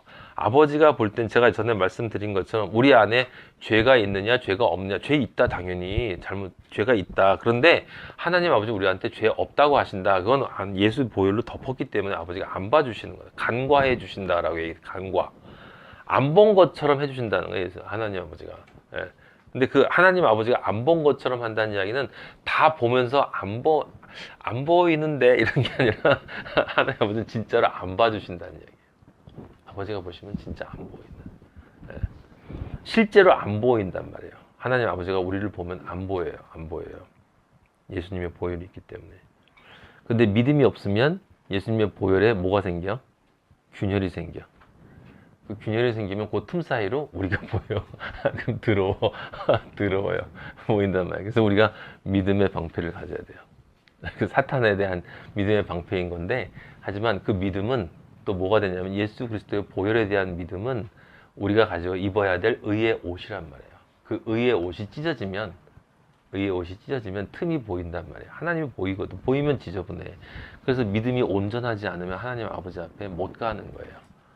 믿음이 온전해야 예수님의 보혈에 대한 믿음은 확고해야 돼요. 그건 확고해야 돼. 그게 바로 우리 옷을 예수님의 피로 짜야 돼. 계시록에 그 말이 나오잖아요. 우리의 옷을 예수 보혈로 짜지 않은 사람은, 그래서 짜가지고 이렇게 희게 한 사람, 하지 않은 사람은 하나님 나라에 들어올 수 없다라고 하는 것입니다. 근데 이제 여기 한 가지 질문이 더 있는데, 제가 여러분들한테 설명을 드리는 게 뭐가 있었냐면, 영어로 얘기하면 이제 원래 우리 안에 하나님 아버지가 영을 넣어 주셨어요. 영을. 그게 원래 나죠. 영어로 얘기하면 그 셀프라고 그랬어. 셀프. 영이 셀프야. 근데 그 셀프가 자기 자신을 무엇으로 만들 것인가를 선택한단 말이에요. 그죠? 그래서 셀프는 무엇을 선택하는데, 그 영이 내 몸인 육을 사용해서 경험을 해가지고 혼을 만들어요. 그죠? 혼을 만들어. 그래서 영육혼이 만들어지는 거야. 그래서 영이 육을 사용해서 혼을 만들면 그 혼과 육과 영을 합쳐서 뭐라고 그래요? 그걸 에고라고 그래요. 그게 우리가 얘기하는 자아예요. 자아. 옛자, 새자라고 할 때 그 자아가 바로 이 셀프인 내가, 이 안에는 영이, 하나님이 나한테 넣어주신 그 영은, 그거는 셀프인데, 그 셀프를 한글로 번역을 하자면 뭐라고 번역이 되냐면, 지금 제가 여러분들에게 두 개의 나는 있을 수 없다고 그랬잖아요. 그러면 셀프하고 에고는 뭐예요? 같은 거야. 같은 거여야 되는 거예요. 셀프는 그런데 아직 되어지지 않은 나. 에고는 되어진 나. 그럼 에고가 무엇에 맞추어서 되어져야 되는 거야? 원래 셀프에 맞춰서 되어져야 되는 거야. 그게 이 셀프가 나의 몸을 하나님의 말씀의 뜻에 따라서 내 몸을 움직여서 마음을 만들어서 혼을 만들면, 그러면 그 셀프에 정확히 부합되는 혼과 육이 만들어지지. 그게 영혼 육이 그렇게 만들어진, 그게 이제 예수 그리스도와 동일한 자아가 되는 거지, 나가. 그런데 그게 될 수가 없는 거죠. 근데 우리가 뭘 했냐면, 이 셀프가 멍청한 셀프가 멍청한 게 아니라, 이 육이 워낙 강하기 때문에, 육이 가지고 있는 선악과의 본능과 그 선악과의 본능을 어떻게 얻을 수 있을까를 경험을 통해서 만들어낸 그 혼의 마음, 요 두 가지가 셀프를 자기로 끌고 간 거지. 그게 선악과를 먹은 거지. 그렇게 함으로써 셀프가 자기가 원하는, 하나님이 자기에게 넣어준 그런 존재를 원해야 되는데, 그 존재를 원하지 않고 다른 것을 원함으로써 자기의 본래적 자아를 잃어버리고, 그게 죽은 거예요. 영이 죽은 거. 본래적 자아를 잃어버리고 사탄적 자아가 만들어졌지. 그게 죄란 말이에요. 그게 관역을 잘못 쏘는 하마르티아, 죄란 말이에요. 셀프가 관역을 잘못 쏴서, 그러니까 우리가 보통 생각할 때 하나님을 원해야 되는데 사탄을 원했다, 또는 하늘을 원해야 되는, 천국을 원해야 되는데 세상을 원했다, 이렇게 쉽게 얘기하는데, 그냥 간단한 얘기가 아니라, 원래 우리 안에 셀프가 들어와 있고, 하나님 우리를 창조할 때 우리 안에 셀프가 있는데, 그 셀프는 불완전한 몸을 가지고, 약하고 약한 흑인 몸을 가지고, 셀프인 하나님으로부터 온 하늘의 영적인 것이 이 육적인 약한 것을 가지고 하늘나라에 올라가야 된단 말이에요. 마음을 만들어서. 이게 되나? 안 된단 말이에요. 당연히 실패할 수밖에 없는 거지. 그래서 하나님 아버지가 처음에 그렇게 일단 만들어 놓고, 하나님이 오셔서 이 안에 있는 육적인 이 흙으로 만들어진 것의 단점을 다 보완한 상태로 표본이 돼서 길을 만들어서 그 길을 따라오도록 한 거지. 그래서 그리스도인은 셀프와 에고가 정확히 일치하는 거예요. 누구의 공로로? 예수 그리스도의 공로로. 그럼 셀프와 에고가 처음부터 일치한 존재는 지구상에 하나밖에 없는 거예요. 그게 의인인 거야. 태어나서 육적인 것의 약함을 전혀 끌려가지 않고 오직 영의 뜻, 하나님에게 전해진 영의 뜻에 따라서 내 마음과 육체를 만들어내서 영혼육으로 인생을 사는 존재는 예수 그리스도밖에 없단 말이에요. 그렇게 함으로써 그 예수 그리스도가 우리와 똑같은 하늘의 영적인 존재이면서 동시에 인간적인 존재로 와서 성공을 했기 때문에, 승리를 했기 때문에 그 존재를 통해서 우리가 들어갈 수가 있게 된 거다 이 말이에요. 아무도 성공을 못했으면 우리는 들어갈 수 있는 길이 없는 거예요. 예수님이 성공을 했으니 다행이지. 그걸 상징적으로 표현한 게 광야 40일 금식과 사탄의 3가지 시험이었잖아. 그 광야 40일이 우리의 인생 40년 광야 생활을 축약해 놓은 거고, 예수님이 거기서 3가지 시험을 이기셨다는 것은 뭐냐면, 사람들이 잘 모르는 사람들이 예수님도 인간으로 오셨기 때문에 뭐 유혹 받으시고 죄 짓고 마음으로 다 하셨는데, 그렇지만 그래도 다 우리가 인간적으로 이해할 수 있는 거지라고 생각 아니야. 예수님은 마음의 유혹이 올 때 모든 것을 말씀으로 자기 안에서, 하나님 안에서 완전하게 승리하신 분이에요. 그것이 바로 40일 광야에서 3가지 시험을 받았을 때 예수 그리스도가 승리한 모습으로 나타내는 것은 단 한 번도 예수님은 지신 적이 없단 말이에요. 사탄에게 진 적이 없어요. 그러니까 엄청나게 힘든 일인 거지. 우리는 상상할 수 없는 일이에요. 인간은 그럴 수가 없어. 근데 예수님은 오직 성령에 의해서만 이끌림을 받았다 이 말이에요. 네. 하나님의 영이 완전하게 연합이 된 상태로 평생을 사셨기 때문에 30년을, 그리고 3년 동안 공생의 생활을 하시면서 우리가 살아야 될 삶을 3년 동안 사셨단 말이에요. 그리고 이제 올라가셨어요. 우리는 그냥 예수 그리스도 따라가는 거야. 예수 그리스도 따라가는 거야. 그래서 여러분이 오해하시면 안 되는 것이, 우리 안에는 하나밖에 없어요. 나는 하나밖에 없어. 그리고 나는 원래는 아버지가 창조하신 셀프를 따라서 나의 에고가 만들어져야 되는데, 우리는 육과 인간적인 마음을 따라서 문명이라는 것을 사람들이 모여가지고 만들어서 그 세상적인 에고를 만들어냈다 이 말이에요. 그게 죄예요. 근데 자기가 몰라. 그러니까 잘났다고 떠들면서 나를 한번 이해시켜봐 하는 거지. 뭘 해가지고. 그러니까 하나님 보시면 얼마나 웃기시겠어요. 그죠? 그래서 우리는 여러분 지금 십자가의 길을 간다는 것은 지금 다른 것이 아니라 바로 그 셀프가 원래 되어야 될 에고로 되어지기 위해서 하나님의 말씀을 우리가 계속 받아서 예수님이 승리하신 것을 우리가 어떻게 해요? 실패하고 쓰러지고 이기고 쓰러지고 이런 과정을 거치면서 실제 예수님이 승리하신 그 상태까지 올라가는 거란 말이죠. 그 길을 가야 하니까. 그죠? 예? 그러니까 무엇이 필요한 거예요? 말씀의 능력이 필요한 거예요. 내 안에 나의 영이 성령의 도우심을 받아서 이걸 이겨내려면 그 성령이 그냥 해석해 줬다라고 하는 것이 아니라 성령이 내 존재의 말씀으로 바꿔서, 그게 능력의 말씀으로 저는 해석하는 거지, 이게 언어적인 해석이 아닌 거예요. 나의 힘이 되는 말씀으로. 여러분 그런 경험 가끔씩 하잖아요. 그죠? 어느 순간에 어떤 말씀이 들었을 때 나한테 확 오는 것. 그게 이제 그리스도인으로서 오는 것도 있고 인간적으로 오는 것도 있죠. 뭐 시험 문제가 잘 보일 거야. 우와, 좋다. 내가 너와 함께하리라. 시험 문제가 딱 보이는 그런 경험도 하는 사람이 있지만, 가짜도 그런 경험을 해요. 근데 진짜 이런 경험할 때는 뭐가 와? 감동이 와요. 영적 감동이 온다고. 하나님이 정말 살아계시고 나를 인도하시고, 그런 경험을 한 사람들은 이제 아버지가 나를 인도하신다는 건데, 그게 뭐냐면 이 성경이라는 게 제가 여러분들한테 내가 되어지는 만큼 깨달아진다고 말씀드리지 않았습니까? 그러니까 이건 살아있는 예수 그리스도예요. 성경은 예수 그리스도 살아있는 말씀. 그러니까 언어로 보지 않았을 때 이렇게 영으로 받아들이게 되면, 그런데 그것이 능력이란 말이에요. 능력. 말씀은 능력이야. 하나님의 나라는 말에 있지 않고 능력에 있다라는 게 그 뜻이에요. 모든 성경의 말씀은 능력이에요. 능력. 근데 우리는 성경에 있는 말씀 중에서 여러분에게 말씀이 능력이 되는 게 몇 문장이나 돼요. 그러니까 거의 안 쓰고 있는 거야.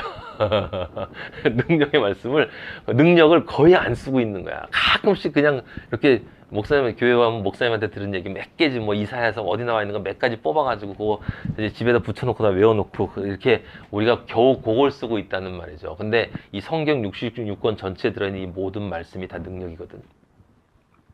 다 능력이에요. 예? 생각해보세요. 맨 첫 자, 태초에라는 것도 우리가 영어로 이해하면 예수 그리스도 안에서. 내가 예수 그리스도 안에서 지금 되어지고 있구나. 내가 예수 그리스도 안에서 지금 완성되어져 가고 있구나. 내 예수 그리스도 안에서 하나님 아버지가 나를 지금 창조하고 계시구나. 와, 너무 좋다. 이런 마음이 든단 말이에요. 그러면 태초에가 능력이 되는 거야. 말씀은 반드시 능력이 되어야 돼요. 그래야 그 말씀이 비로소 이해된 거예요. 예, 지금 제가 말씀드린 게 정확한 영적 의미예요. 성경의 영적 의미. 말씀이 능력이 안 되면 그 말씀은 나에게 이해되어진 게 아니에요. 근데 그때 그 능력이라는 것은 정확하게 하나님 아버지가 우리를 향해서 가지고 계신 하나님의 뜻, 즉 하나님의 아들로 창조되어져 가는 그 길을 향한 능력이 될 때 그 말씀이 예수 그리스도가 되는 거예요. 그때만 예수 그리스도가 되는 거고 그 말씀이 능력이 되는 거고 내가 그 말씀을 비로소 이해한 거예요. 이해한 거. 그래서 신앙생활을 이렇게 아버지 안에서 이렇게 쭉 하다 보면 여러분도 좀 가끔 느끼셨겠지만 앞으로 더 느끼실 거예요. 아, 그때 몰랐는데 이 말씀이 이런 뜻이었구나 라고 하면서 늘 알고 있던 말씀이 나한테 힘이 되어져서 다가오는 나를 변화시키는 말씀이 될 때가 있단 말이에요. 그게 바로 그 뜻이에요. 그 뜻. 자, 그런데 이제 지금 여기 나와 있는 오늘 문제가 뭐냐면 이거거든요. 그러니까 여기 지금 로마서 7장 17절에 바울이 내가 그러는 게 아니라 내 속에 거하는 죄다라고 할 때 이것은 실제 내 속에 죄가 거해요? 내 속에 죄는 없어. 그죠? 죄는 죽었단 말이에요. 내 속에 거하는 죄는 없어요. 예수님이 다 치렀기 때문에 여러분 안에는 죄가 없어. 우린 죄 없어요. 근데 문제는 뭐냐면 옛자가 지었던 그 죄와 연관되어진 많은 그 욕망과 사고와 이런 어떤 가치 판단 이런 것들이 아직 우리 안에 남아 있단 말이에요. 사탄이 도구로 사용하는 틈을 타서 들어오는 그런 도구를 사용하는 것들이 있다고요. 근데 그런 것들이 있는데 그런 것들이 능력으로 살아가야 되는데 능력으로 살아가지 못하도록 공격을 하는데 그렇게 할 때 이 어떤 일이 벌어지냐면 이렇게 벌어지는 거예요. 내 안에 있는 육혼의 찌꺼기들은 뭐라고 말하는지 아세요? 이렇게 말하는 거예요. 나는 하나님의 뜻을 따라 내 셀프가 에고를 아버지가 원하는 에고로 예수 그리스도로 창조되어져 가기를 정말 원하는데 이 안에 있는 찌꺼기들을 사용해서 여기는 내가 없으니까 내가 얘기하는 게 아니죠. 그럼 누가 얘기하는 거야? 사탄이 악한 영을 통해서 나에게 얘기하는 거죠. 뱀이 되는 거예요. 뱀처럼 나에게 이야기를 하는 거지. 뭐라고 얘기하냐? 이렇게 얘기하는 거예요. 세상이 중요해. 얘기하는 거예요. 얘가 육혼이 계속 처음에 그거였으니까 선악과였으니까 세상이 중요하단 말이에요. 세상이 중요해! 라고 얘기 아주 강하게. 근데 이제 그리스도인은 아니야, 세상이 중요한 건 아니야 그러거든. 그럼 이제 조금 이제 타협하는 말이에요. 세상도 중요해. 세상도 중요해. 안 그러니? 세상도 중요해. 그렇게 해서 어디든지 걸리면 다시 돌아가도록 세상이 중요한 쪽으로 들어가도록 만드는 건데 그게 이제 그렇게 되면 내 안에 있는 자아가 근본적으로 다시 세상을 선택하도록 만들려고 하는 게 얘의 목적이란 말이죠. 그게 할 수만 있으면 예수를 믿는 자들도 이렇게 가게 끌고 타락하게 만들려고 한다는 그 뜻인데 세상이 중요하다고 막 말하는데 이제 믿음이 조금 들어가면 아니야 그건 아니야 그럴 때 세상도 중요하지 않니? 라고 얘기한단 말이야. 아니야 세상도 중요한 거 아니야 라고 중요하지 않아 라고 얘기하면 그래 그럼 그 다음에 뭐라고 하냐면 근데 세상도 필요한 건 맞지 않니? 필요한 건 맞지 필요한 건 맞지? 라고 한단 말이에요. 그럼 세상도 필요하지. 그래 맞아. 근데 아니야 난 세상도 사실 필요 없어. 만약에 아버지가 원하시면 난 세상도 필요 없어 라고 얘기하면 야 그래도 세상을 무시하지 말자. 그런다고요. 너무 무시하지 말어. 우리 세상 안에 살고 있잖아. 우리 아버지 나라 가기 전까지는 세상에 살고 있지 않니? 그러니까 무시하지 말자. 그럼 이제 무시하지 말아야 되겠다 라고 생각하면 무시하지 말아야 되겠다는 생각이 그래도 필요한 것 같아. 근데 필요한 것 같다라고 생각하면 필요한 것 같다는 생각이 조금 지나면 중요한 것 같아. 역시 중요하긴 한 것 같아. 이것도. 예. 그러다 나중에 결국은 어디로 가냐? 가장 안 좋은 건 이것만 중요하게 되는 거예요. 사탄이 원하는 그런 방식이야. 그런 방식.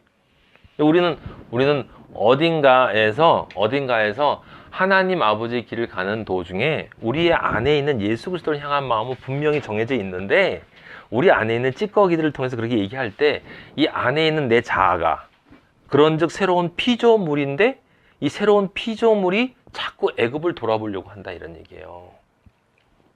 그죠?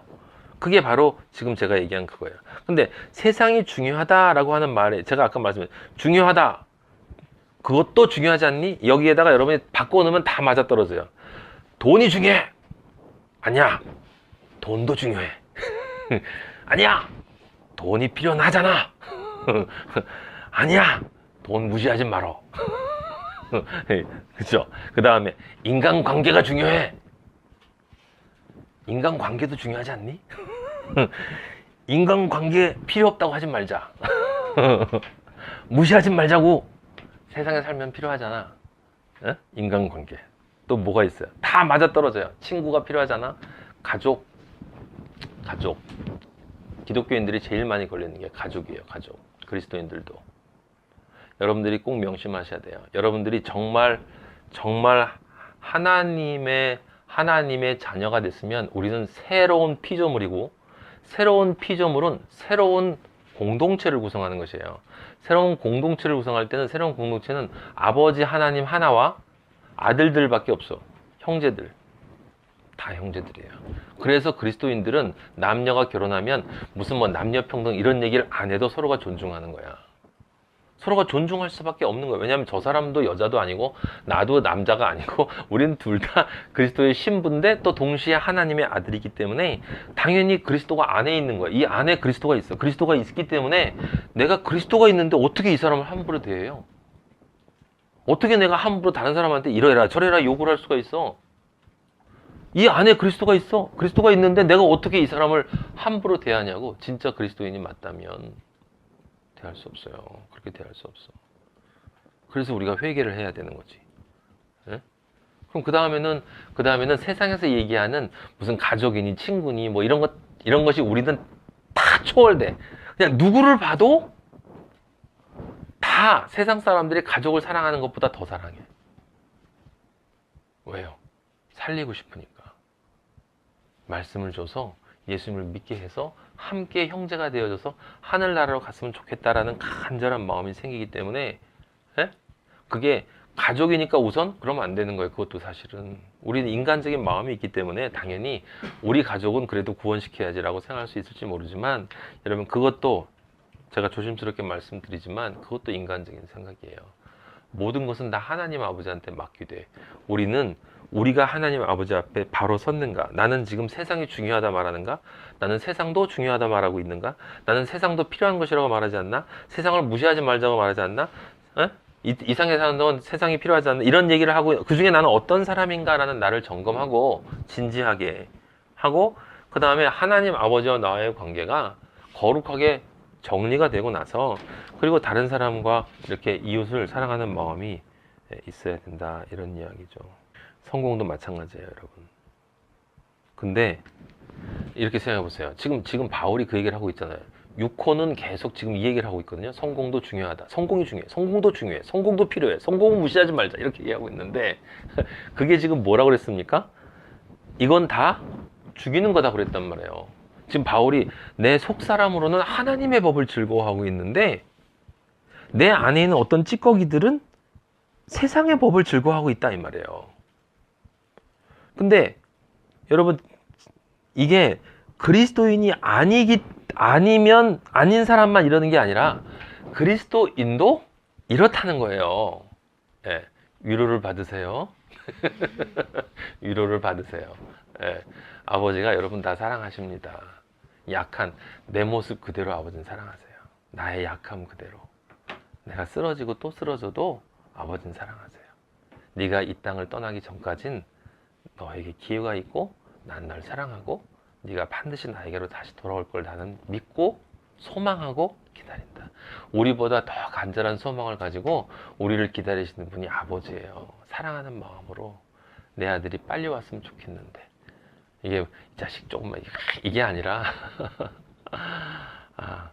빨리 정리가 되고 찌꺼기들이 없어지고 우리 아들이 빛으로 이렇게 정금처럼 네, 나를 단련하신 후에 하나님이 나를 정금같이 나오게 해. 그때 아버지가 우리 아들이 언제 정금같이 나오는 딱 그 모습이 나올까, 이걸 소망하면서 여러분 한 사람 한 사람을 아버지 하나님이 바라보면서 그걸 기대하고 간절한 마음으로 아버지가 소망하고 계시단 말이에요. 지금 우리 앞에 먼저 간 천국에 있는 우리의 형제들이 바로 그걸 위해서 우리들을 위해서 또 기도해 주고 있고, 그러니까 얼마나 우리는 진짜 좋은 사람들이 우리 옆에 하나님 아버지가 있고, 그리고 정말 우리를 사랑하는 존재들이 우리를 위해서 그 기도를 하고 있고, 여기 있는 오늘도 제가 여기 오면서 서울숲을 산책을 했는데 보면서 이렇게 쭉 지하철도 걸어가 보고 여기도 걸어가 다 봤는데요. 아버지가 정말 그런 마음을 주셨어요. 무슨 마음을 주셨냐면, 정말로 사람들도 그렇고요, 차도 그렇고 도로도 그렇고 건물도 그렇고 전부 흙으로 보이는 거예요. 전부 흙인 거예요. 진짜 하나님의 영이 빠져 있으면 다 흙인 거예요. 어떤 거는 기계적으로 움직이는 흙이고, 어떤 거는 아버지가 생명이라는 호흡을 넣어놔서 생명만 들어가 있어서 일시적으로 움직이는 흙덩어리들이고, 죄송하지만 아버지의 영혼이, 하나님의 영이 들어가 있지 않으면요 다 흙이에요. 다 흙. 그 제가 옛날에 저를 생각해 봤죠. 내가 이 흙들을 이렇게 좋아했었구나. 지금도 내 안에 좋아하는 게 있는데 그래도 흙인 건 맞네. 그 말씀이 깨달아지면서 능력이 조금 되니까 이제 마음이 조금 더 자유로워지는 것 같았어. 조금 더 자유로워지는 것 같았어. 여러분들도 자유로워지길 간절히 축복합니다. 자유로워지세요. 여러분 자유로워지게 되실 거예요. 지금 여러분을 보지 마세요. 아버지는 항상 여러분의 미래를 봐요. 완전하게 자유로워진 여러분의 모습을 보고, 하나님 우편에 앉아있는 여러분의 모습을 보면서 지금 아버지가 기다리고 계세요. 그러니까 제가 예전에 말씀드렸죠. 죄를 져도 아버지 앞에서만 지라고. 떠나지 말란 얘기예요. 말씀의 자리를 떠나면 안 되는 거예요. 왜냐하면 이 말씀이 능력이기 때문에 이 말씀이 반드시 하나님의 아들들을 변화시킨단 말이에요. 그래서 아버지가 정말 사랑하는 아들들로 바꿔주세요. 그걸 떠나면 안 돼. 인간적인 양심을 따라가지 마세요. 그게 바로 옛자의 찌꺼기예요. 인간적인 양심이, 그게 옛자의 찌꺼기예요. 절대로 따라가면 안 되는 게 인간적인 양심의 찌꺼기야. 사탄이 가장 많이 사용하는 게 바로 그 양심의 송사예요. 나는 저 사람은 저렇게 예수님을 잘 믿는 것 같은데 나는 뭐야? 난 아직도 너무 세상을 사랑하나 봐. 아이고, 난 안 되겠다. 그게 사탄이 사용하는 방법이에요. 그 사람이 얼마나 잘났겠어요? 아니에요. 아버지 볼 때는 다 똑같아요. 저나 여러분이나 아버지가 볼 때는 아직 다 똑같아. 다 똑같아. 아버지는 우리 안에 예수 그리스도를 본다니까. 여러분 안에 예수 그리스도를 봐요. 다 보여요. 아버지가. 그래서 여러분 사랑하시는 거예요. 7장 22절 보세요. 내 속사람으로는 하나님의 법을 즐거워하되 내 지체 속에서 한 다른 법이 내 마음의 법과 싸워. 법이라고 하는 것은 이 정확한 규칙, 원칙이죠. 그대로 흘러가는 어떤 구조 같은 거예요. 원리. 그러니까 그건 늘 그렇다는 거예요. 늘 변하지 않는다라는 것입니다. 내 속사람은 하나님의, 여기 내 속사람이라는 것은 바로 나를 이야기하는 거예요. 나를 좀 강조할 때 내 속사람이라고 얘기하는 거죠. 근데 내 지체 속에서 한 다른 법이 내 마음의 법과 싸워 내 지체 속에 있는 죄의 법으로 나를 사로잡는 것을.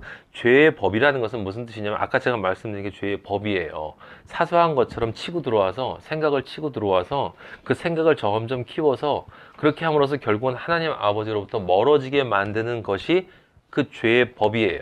그렇게 멀어지면 하나님과 완전히 분리되어지는 정해져 있는 룰이 있단 말이에요. 룰이. 그래서 그걸 따라가면 안 된다 이거야.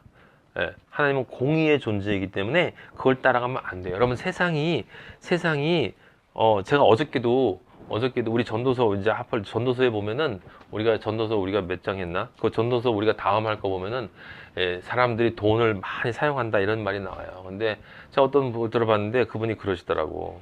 여기 성경에 쓰여 있지 않냐? 하나님도 돈을 중요시 여기신다. 그래서 이것을 우리가 여기 세상에 사는 동안 돈이 필요하기 때문에 정확하게 제가 한 말 그대로 하더라고요. 세상에 살면서 돈이 필요하다. 돈이 모든 것보다 중요하다는 뜻은 아니다. 우리의 믿음이 중요하다. 하지만 우리는 돈도 필요하다. 그리고 돈을 잘 벌어야 된다. 잘 써야 된다. 계속 돈 얘기하더라고요. 엄청 진지하게. 그런 분이 한두 분이 아니에요. 돈이라는 말도 성경이 얘기하는 돈이라는 말도 그런 말도 아니죠. 그런 말도 아니지만 실제 그 화폐를 얘기하는 게 아니고 내 안에 있는 내 것들을 다 얘기하는 것이지만 어쨌든 그 단순한 그 돈의 개념조차 사실은 정확하게 사람들은 이해하지 못하는 게 아니라 이해하고 싶어 하지 않는단 말이에요. 왜? 좋으니까 버리고 싶지 않기 때문에 보고 싶지 않으니까 안 보는 거라니까. 안 보여서 안 보는 게 아니라. 에? 자, 24절에 나왔죠. 오라 나는 공고한 사람이로다. 이 사망의 몸에서 누가 나를 건져내랴. 바울이 지금 느끼고 있는 거예요. 오라 나는 공고한 사람이로다. 이 사망의 몸에서 누가 나를 건져내랴. 여기 지금 몸이라고 하는 것은 뭐라고 그랬어요? 하나님의 성전이에요. 성전. 너희 몸이 하나님의 거룩한 성전임을 알지 못하느냐. 그래서 네가 성전이라고 하지 않고요. 하나님은 너의 몸이 성전이라 한다라고 제가 전에 설명을 드렸어요. 왜 몸이 성전이냐?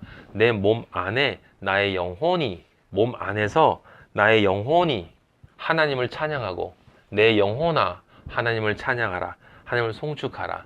하나님께 기도하고 내 몸을 통해서 내 몸 안에서 그 예배가 일어난다 이 말이에요. 마음으로 내 마음이 하나님을 향하고 내 마음이 하나님의 말씀을 받고 듣고 말씀 드리고 그다음 하나님을 송축하고 실제 그것이 다 내 마음에서 일어난단 말이에요. 나머지 입에서 나오는 것들은 입에서 내가 찬양 이런 것들은 그거는 내 마음과 같을 수도 있지만 다른 경우가 많잖아. 아버지는 그런데 그래서 마음을 보신다 이 말이에요. 왜냐하면 마음이 옛날 옛자가 만들어 놓은 찌꺼기인 육혼 그 육의 마음이 아직 남아있는 자리에 새 자아가 들어가서 새 자아가 만들어내는 영혼, 그 마음이 들어가 있는 상태이기 때문에 지금 이 싸움에서 나는 분명히 아버지를 선택했어. 근데 이 찌꺼기들이 워낙 강해서 나를 자꾸 공격을 한다 이런 얘기야. 얘가 공격하는 게 아니라 이 찌꺼기의 욕망이 남아있고 사탄이 이걸 사용해서 나를 공격한다 이거죠. 계속 사탄이 같이 지옥 가자고. 그렇게 공격할 때 이제 중요한 건 뭐냐면 얘가 강하면 괜찮은데 얘가 약할 때가 있잖아요. 우리가 순간적으로 여러분 다 경험하시잖아요. 저는 많이 경험해요. 엄청나게 공격해. 내 약점을 얼마나 잘하는데 그리고 공격을 한단 말이에요. 공격을 하면 제가 지잖아요. 지고 나면 바로 뭐가 뜨냐면 양심이 떠요. 양심의 고통이 탁 떠. 양심의 송사가 바로 와.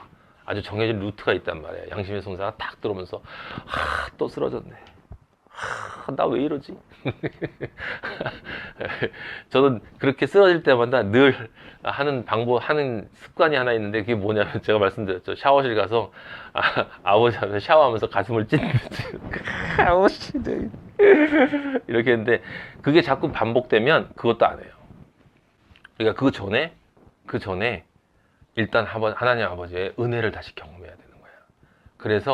그래서 애통이 나와야 돼요. 왜냐하면 아버지가 그걸 보여주고 내가 쓰러지는 건 너 아직 멀었잖아 이런 게 아니라 없어져야 될 것을 드러낸 것 뿐이기 때문에 없어져야 될 찌꺼기들을 드러내 주신 것 뿐이 아버지가 은혜로 그럼 반드시 없어져야 되는 거예요.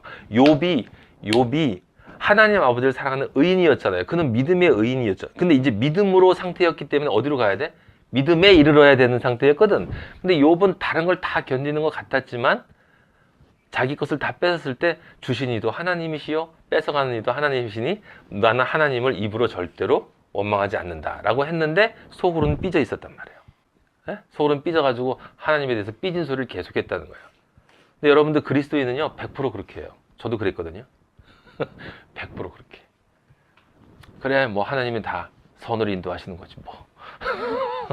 뭐 은혜시겠지 뭐 좋은 일이시겠지 아버지의 뜻대로 이루어지이다 해놓고 에이씨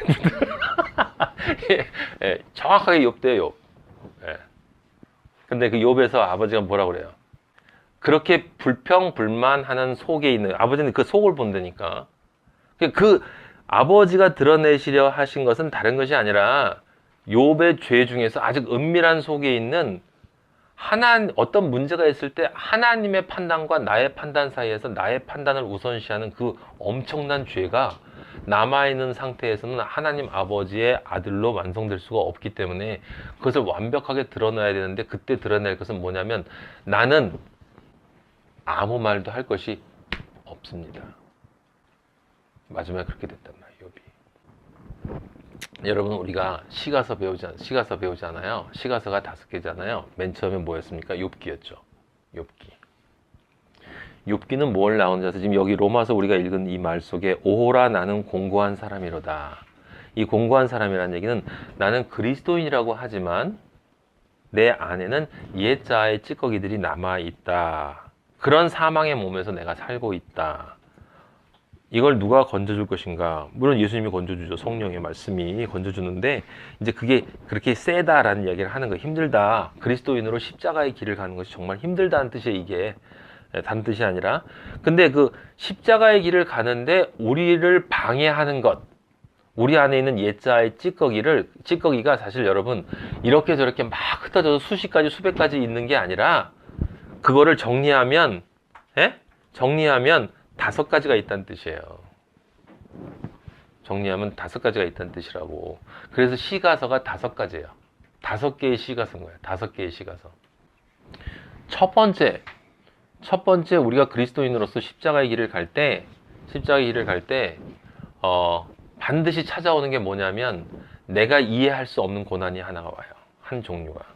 내가 받아들이기 싫고 받아들일 수 없고 내가 이해할 수 없는, 분명히 나는 하나님의 아들이 맞는데 왜 나한테 이런 것이 올까라고 생각되어지는, 그것이 어떤 종류로 어떤 누구로부터 오든지 하여튼 반드시 그런 종류의 것이 하나가 큰 게 와요.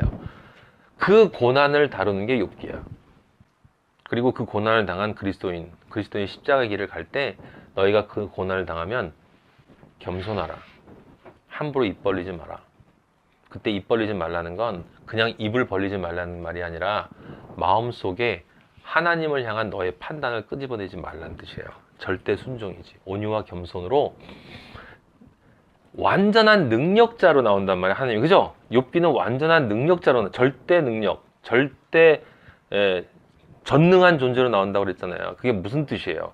전능한 존재이기 때문에 나는 그 앞에서, 전능한 존재, 완전한 존재니까 그 앞에서 나는 그 어떠한 것도 내가 끄집어낼 수 없는 존재라고 하는 나의 완전한 무를 인정해야 된다는 뜻이에요.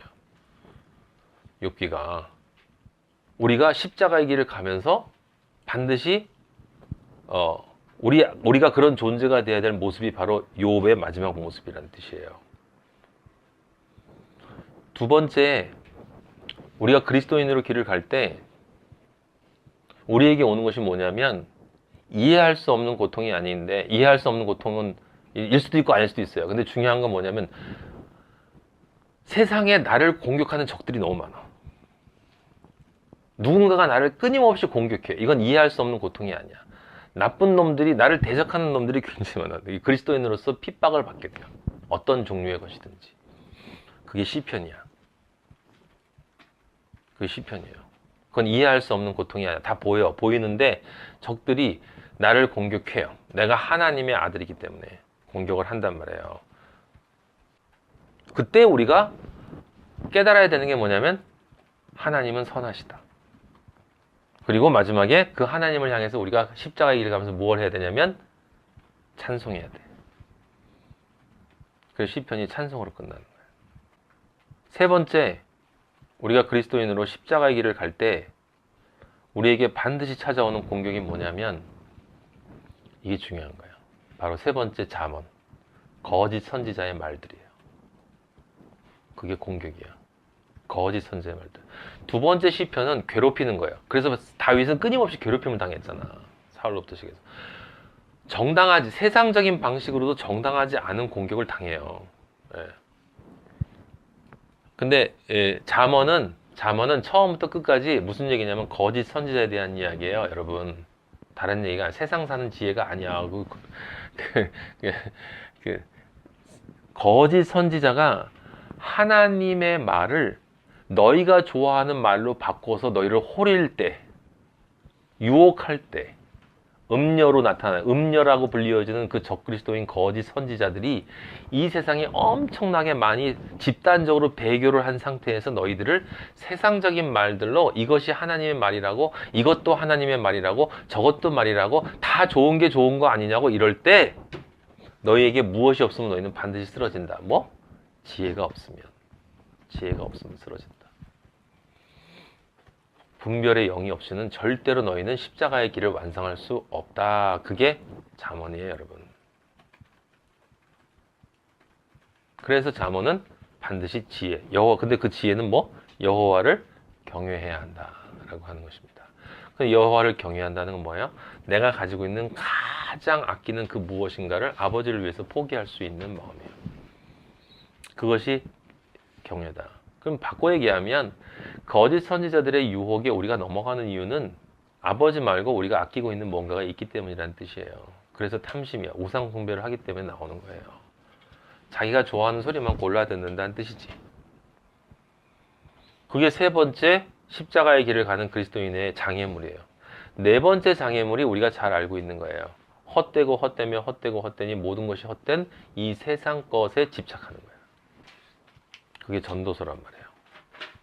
그래서 내가 생각하는 무엇인가를 향해서 이 세상을 살아가는, 그게 그러니까 우리가 보통 얘기할 때 선악과라고 불리워지는 육체의 욕망, 자그의 욕망, 이생의 자랑, 이 세 가지에 집착하는 삶이 해안에서 모든 인간이 버리는 거야.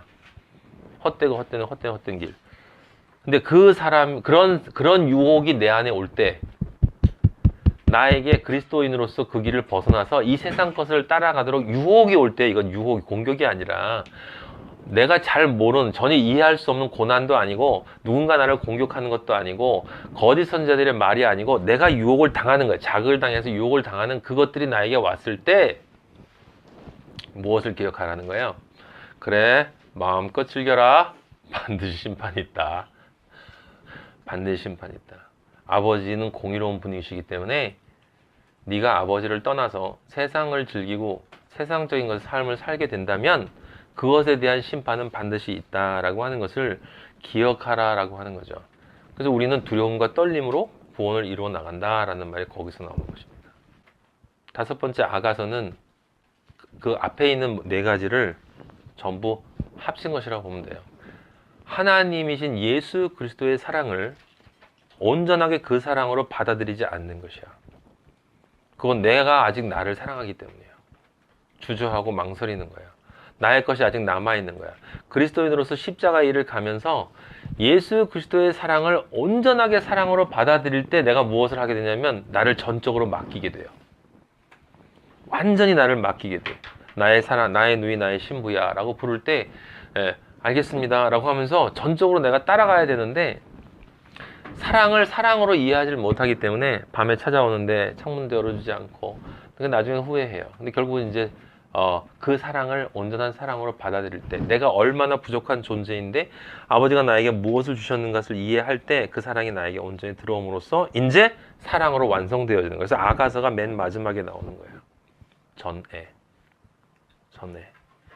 지금 제가 여러분들에게 무슨 말씀을 드렸냐면 이 시가서가 가지고 있는 깊이를 설명드린 것이고 그것을 무엇을 통해 설명드렸냐면 로마서 7장 24절에 오라 나는 공고한 사람이다 할 때 이 공고함이라고 하는 것이 무엇이냐. 그리스도인이 이 세상에서 십자가의 길을 갈 때 느낄 수밖에 없는 공고함이 있는데 그 그리스도인이 맞다면 반드시 경험하게 되는데 그 그리스도인으로 완성되지 못하도록 막는 장애물이 5가지가 있다. 그것이 각각의 시가서고 그 장애물을 반드시 극복하고 승리해야 한다. 승리해야 그리스도인으로 완성되고 하나님의 아들이 된다. 그런데 우리가 승리하는 것이 아니라 그리스도인이 우리가 맞다면 하나님이 승리하게 해 주신다는 거예요. 그냥 따라가면 되는 거야. 5개의 핵심에 이 시가서 5개의 모든 것의 해결점의 핵심은 뭐냐면 하나님을 경외하는 거야. 절대 순종, 절대 믿음, 절대 신뢰. 그러면 다 해결돼요, 사실은. 다른 말들 많이 있어도 사실은 필요 없어요. 다 그냥 그렇게 하면 되는 거예요. 이제 우리가 승리한다라는 건 아까 제가 말씀드렸지만 우리 그리스도인은 죄를 짓는데 전혀 걱정할 게 없는 게 다 이미 용서받은 죄야. 용서받은 죄를 짓는 거예요. 근데 저는 뭘 느끼냐면 제가 죄를 계속 반복했을 때마다 마음속에 이상한 생각이 떠오르고 행동을 또 죄를 짓고 이런 것을 할 때마다 진짜 뭐니까 뭔가요? 정말 이렇게까지 내가 죄를 짓는 것을 하나님이 용서해 주셔야 하는 것입니까? 라고 하는 좀 지나치다 이건 그런 생각이 들 때가 있어요. 네, 그러면 양심이 이렇게 탁 올라오면서 진짜 너 해도 너무했다. 예수님이 다 용서해 주긴 하시지만 그럴 정도였냐? 라고 하는 거죠. 근데 그걸 경험해야 되는 거예요. 우리는요, 그리스도인은 죄를 짓는데, 이게 여러분 잘 들으셔야 돼요. 우리는 이미 용서받은 죄를 짓는 사람이기 때문에 자유하는 마음이 있어요. 자유가 있는 거예요. 자유와 기쁨이 있는 거야. 우리가 짓는 죄는 다 용서받은 죄야. 이미 용서받았어요. 다 끝난 거야. 그러니까 그 죄에 대한 형벌이 없어요. 우리한테는 무슨 죄를 져도. 그래서 어거스틴이 마음대로 죄를 지라고 얘기한 거예요. 그게 그런 뜻인데, 죄지란 얘기가 그런 뜻이 아니라 어차피 우리는 우리가 지을 만큼의 죄를 져. 하나님의 아들로 완성되기 위해서 깎아질 죄를 짓는데, 그래서 죄를 짓는 사람인데 용서받는 죄를 져요. 근데 한 가지 더 중요한 사실은 뭐냐면, 우리는 그리스도인이 맞다면 우리는 이미 용서받은 죄로 고통받는 사람이에요. 엄청난 고통을 받아요. 왜 용서받았는데 용서받은 죄를 졌는데 왜 고통을 받아? 자유해야지. 그건 예수 그리스도인이 아니라니까 그거는. 그래서 가짜와 진짜가 다른 거예요.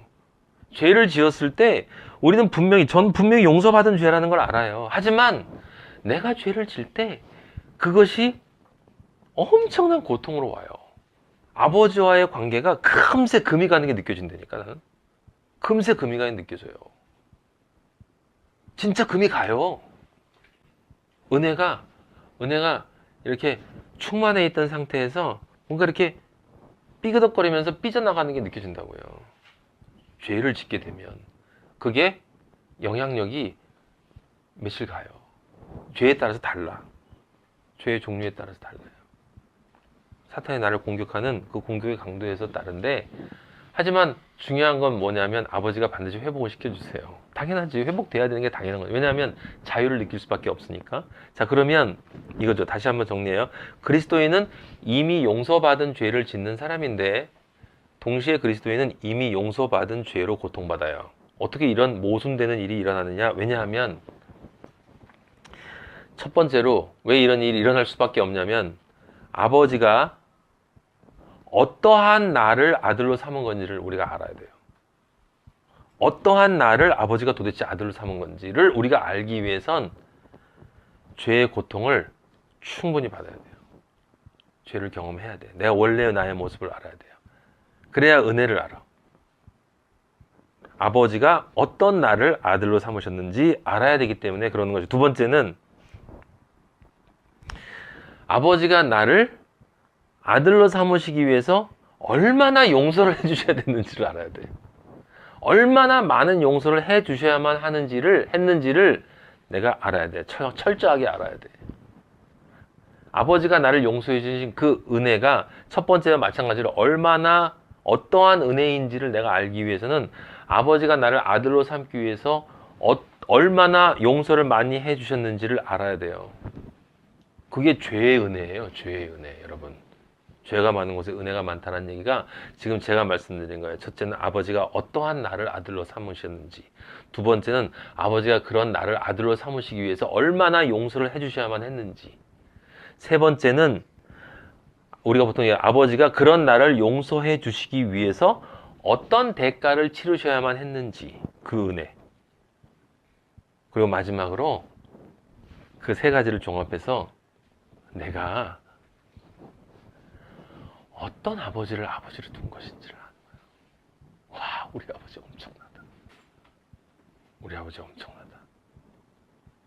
이런 나를 아들로 삼으셨구나. 이런 나를 아들로 삼아주시기 위해서 아버지는 그렇게 많은 용서를 해주셔야만 했구나. 당연히 그것들에 대한 죄값을 아버지가 치르셔야만 했구나. 아, 나는 이런 아버지를 뒀구나. 네 가지가 다 은혜예요. 아버지가 제 이 마음을 주시면서 아까 그 시가서 얘기도 오늘 아버지가 산책하는데 주시고 이 얘기를 주시는데 너무 아버지가 너무 좋아서 할렐루야 할렐루야 하고 산책을 했던 기억이 있어요. 여러분, 우리 아버지는 정말 좋으신 분이에요. 근데 그건 여러분이 무엇을 느낄 때 이루어지냐면 내가 어떤 존재인가를 느껴야 할 때고, 그게 바로 내가 나와 죄와의 관계. 예수님이 나를 어떻게 용서해 주셨는가를 알아야만 그것이 가능하다라고 하는 것입니다. 네, 그렇습니다. 아버지가 너무 참 좋아요. 25절 이제 마지막 절입니다. 그래서 이제 나오는 거예요. 이게 나는 공고한 사람이로다 라고 하는 이 말 뜻을 이해하게 되면 필연적으로 25절의 말이 터져 나오게 되는 거잖아요. 그죠? 제가 지금 말씀드린 정확하게 이 논리거든요. 이 논리란 말이에요. 그 공고한 사람이라는 걸 진짜 그대로 느껴야만. 맨날 사람들이 교회에서 늘 얘기하죠. 바울이 오라 나는 공고한 사람이다. 그게 뭔데? 공고하대? 이런 게 아니고 진짜 그리스도인으로 내 삶을 살아나려고 할 때 내가 그런 것을 경험하는, 거기서 나오는 것이 있을 때 그때 25절에 아까 제가 말씀드린 그 네 가지 은혜가 깨달아지면서 하나님에 대해서 예수 그리스도로 말미암아 감사하게 되는 거예요. 감사하게. 다 은혜구나라는 걸 알게 됩니다. 아, 이런 나를? 그렇게 많은 그런 용서를 아버지가? 그런 희생을? 우리 아버지가 그런 분이시구나. 너무 좋다. 그래서 아버지가 그러셨잖아요. 우리를 위해서 자기 아들까지 내어주시니까 우리를 위해서 무엇을 주시지 않겠냐. 이걸 또 써먹는 인간들이 있지만 우리는 그걸 잘 알고 있잖아요. 자기 아들을 주시니까 우리를 위해서, 우리를 그 아들과 똑같은 아들로 만들기 위해서 아버지가 무엇을 아끼시겠느냐라고 하는 거예요. 다 주셨는데 뭐. 네. 그렇잖아요. 어차피 다 흙이에요. 진짜 그 흙이라는 게 여러분 깨달아지면 마음이 너무 편해져요. 정말 너무 편해요. 진짜 편해요. 여러분 중에 편하지 않은 사람이 있는 걸 알아요. 다 그래요. 저도 편하지 않은 부분이 있죠. 괜찮아요. 있는 그대로 여러분이 느끼는 대로만 은혜대로 아버지한테 감사하세요. 아버지가 여러분을 정말 아버지가 원하는 그런 존재로 바꿔주실 거예요. 반드시 바꿔주세요. 오늘이나 내일이나 모레나 우리는 먼저 가나 뒤에 가나 결국 다 아버지 나라에 같이 가서 만날 존재들이에요. 그렇게 저는 기도하고 있고 아버지가 들어주실 거예요. 우리가 살아서 이렇게 같이 이렇게 세상에 있을 때는 서로가 이렇게 보면서 저 사람은 저렇게 보고 저 사람은 저렇게 보고 이렇게 하지만 여러분 이런 생각 안 해봤어요? 저는 가끔 그런 생각하는데 내가 나이가 90이 됐다고 생각해요. 90. 내가 나이 90. 여러분도 이제 70, 80, 90 됐어. 같이 우리 방에 모여서 앉아가지고 할아버지, 아버지 감사합니다 하면서 이게 뒤로 인생 생각해 보면 그 사이에 살아왔을 때 70년, 80년 살면서 우리가 했던 일들이 뭐가 중요해요? 아무것도 중요한 거 없어. 지나고 나면 그때 너 너무했어. 나빠. 너 참 잘했었다. 그런 거 없어. 우리는 그때는 다 이제 내려놓고 이제 아버지가 빨리 불러주시기만 바라면서 그 아버지 찬양하고 있는 거예요. 그 나이가 되면.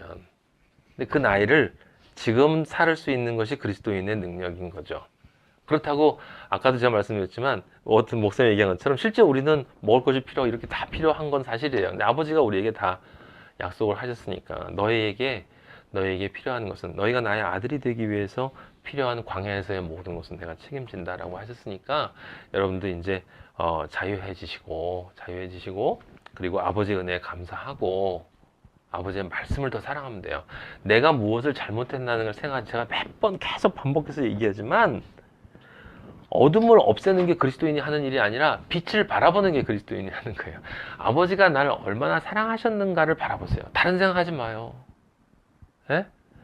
나는 너무해 이런 생각하지 마. 나 자기 자신을 비판하지 말고 다른 사람도 정죄하지 말고 그냥 여러분은 다른 생각할 거 없어. 생각하지 마요. 그냥 예수 그리스도의 십자가만 바라보고 예수님이 나를 얼마나 사랑하셨는지, 예수님이 나의 얼마나 좋은 아버지이시고 나의 남편이신지, 그리고 나를 얼마나 이렇게 이끌어 주실지를 생각하시란 말이에요. 그것만 생각해요. 그것만 생각하고 우리 같이 이렇게 만나면 서로 사랑하고, 예? 예, 이렇게 기도해주고, 없을 때는 서로를 위해서. 그게 우리 그리스도인의 삶인 거예요. 진짜 그리스도인의 삶이에요. 그리스도인 앞에는요, 그리스도 앞에는 세상은 잠잠해요. 고요해요. 뭐가 시끄러워요. 우리 앞에는 아무것도 없어요. 예수 그리스도 앞에는 아무것도 없어요. 우리는 예수님과 함께 모든 것을 가지고 하나님의 나라에 들어갈 사람이다. 그래서 예수 그리스도로 말미암아 하나님께 감사하리로다 라는 이 고백이 터져 나온 것이고, 근데 이제 현실은 그렇다 이 말이에요. 그런즉 내 자신이 마음으로는 하나님의 법을, 육신으로는 죄의 법을 섬긴다. 이것도 그냥 그 단어로 이해하면 안 되죠. 마음으로라고 할 때 마음으로 하나님의 법을 섬긴다는 얘기는 영혼의 마음이라는 얘기고, 육신이라는 말도 육신의 육혼의 마음을 얘기하는 거예요. 아시겠죠? 육혼의 육신을 얘기하는 것입니다. 아시겠죠? 마음과 육체는요, 인간의 마음과 육체는 분리되지 않아요. 인간의 마음과 육체는 늘 함께 있어요. 함께. 그래서 마음과 육체 중에서 영에게 속한 마음과 육체가 있고, 이 세상에 있는 찌꺼기로 남아있는 마음과 육체가 있는 거예요. 그것이 우리를 대적한다. 자, 이제 한 문장을 읽고 우리 고린도후서 4장 8절 읽고 오늘 마치도록 하겠습니다. 거기 한번 같이 읽어볼까요? 우리가 사방으로 우겨쌈을 당하여도 쌓이지 아니하며, 답답한 일을 당하여도 낙심하지 아니하며, 박해를 받아도 버림받지 아니하며, 거꾸로 들임을 당하여도 망하지 아니하고. 여기 있는 얘기가 그 얘기야. 아까 시가서에 나와 있는 그런 5가지의 우리를 맡고 있는 그런 것들을 통해서 우리가 믿음으로부터 벗어나도록 자꾸 이렇게 내몰려도 우리는 절대로 망하지 않는다. 여러분, 절대로 망하지 않아요. 아버지가 여러분 정말 사랑하세요. 4장 10절, 우리가 항상 예수의 죽음을 몸에 짊어짐은 예수의 생명이 또한 우리 몸에 나타내게 하려 함이라. 우리 살아있는 자가 항상 예수를 위하여 죽음에 넘겨짐은 예수의 죽명이 또한 우리 죽을 육체에 나타내게 하려 함이라. 우리 살아있는 자가 항상 예수를 위하여 죽음에 넘겨져요. 우리가 부정되어지는 거죠. 그죠? 계속 나타남으로써 옛날에 있는 찌꺼기들이 계속 죽어야 되는 거예요. 남은 십자가의 고난을 받아야 되는 거예요. 그 남은 십자가의 고난이 다른 게 아니라 우리가 이 세상 살면서 경험해야 될 그 은혜죠, 은혜. 아버지의 아들로 바뀌어져 가는 과정이니까 은혜잖아요. 그래야만 예수의 생명이 또한 우리 죽을 육체에 나타나는 것이다. 이 16절 한 번만 더 보세요. 16절. 그러므로 우리가 절대 낙심하지 않으니 우리의 겉사람은 낡아지나 우리의 속사람은 날로 새로워지도다. 우리가 잠시 받는 환난에 경한 것이 지극히 크고 영원한 영광에 중한 것을 우리에게 이루게 함이니, 우리가 주목하는 것은 보이는 것이 아니요 보이지 않는 것이니, 보이는 것은 잠깐이요 보이지 않는 것은 영원함이라. 만일 땅에 있는 우리의 장막집이 무너지면, 우리 몸이에요. 하나님께서 지으신 집, 곧 손으로 지은 것이 아니요 하늘에 있는 영원한 집이 우리에게 있는 줄 아느니라. 뭐요? 새 예루살렘. 네. 우리는 이 소망을 가지고 사는 거예요. 잠깐 뒤면 이제 그날이 올 것입니다.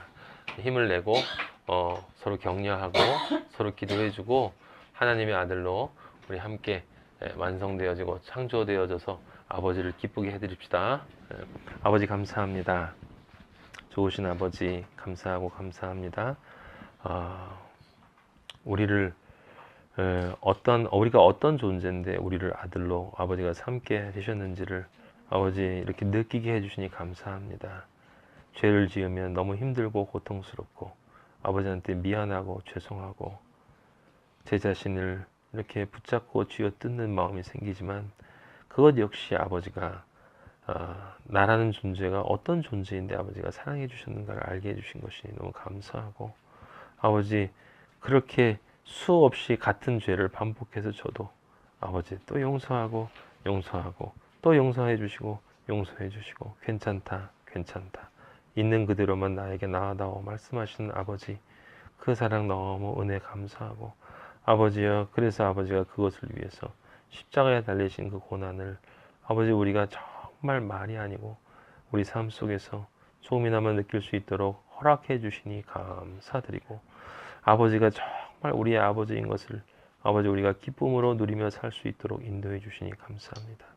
아버지 우리 마하나임 한 사람 한 사람 너무 귀하고 아버지가 세상에서 이 온 우주보다 소중히 여기는 우리 귀한 아들들 아버지 이렇게 모아주셔서 아버지의 말씀을 통해 정말 내가 너를 사랑한다 이렇게 말씀해 주시고, 내가 너를 기다린다, 내가 너를 고쳐주어, 내가 너를 고쳐주고 내가 너를 완성시키고 내가 있는 이 자리로 너를 꼭 불러줄게 라고 말씀해 주신 아버지 감사합니다. 우리의 모습을 보지 않으시고 아버지의 소망을 보시고 우리를 이끌어 주시는 여호와를 찬양하며 이 세상에 그 누구도 아버지 같은 존재가 없음을 아버지 너무 감사하고 감사합니다.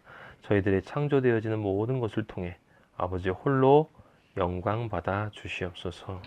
이제 우리 모두 함께 아버지 이제 기운내고 승리하게 하여 주시고 늘 그리스도 안에서 기쁨으로 살게 하시고, 아버지 예배 때 침울하게 와서 이렇게 회복되고 가서 또 침울해지는 이런 반복이 일어나지 않고 늘 혼자 있을 때 아버지와 함께 기쁨으로 살 수 있는 능력을 아버지 이제 허락하여 주시옵소서.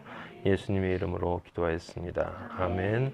하늘에 계신 우리 아버지 이름이 거룩히 여김을 받으시오며 나라의 임하옵시며 뜻이 하늘에서 이루어진 것 같이 땅에서도 이루어지이다. 오늘날 우리에게 일용할 양식을 주옵시고 우리가 우리에게 죄 지은 자를 사하여 준 것 같이 우리 죄를 사하여 주옵시고 우리를 시험에 들지 말려 하시며 다만 악에서 구하옵소서. 나라와 권세와 영광이 아버지께 영원히 있사옵나이다. 아멘.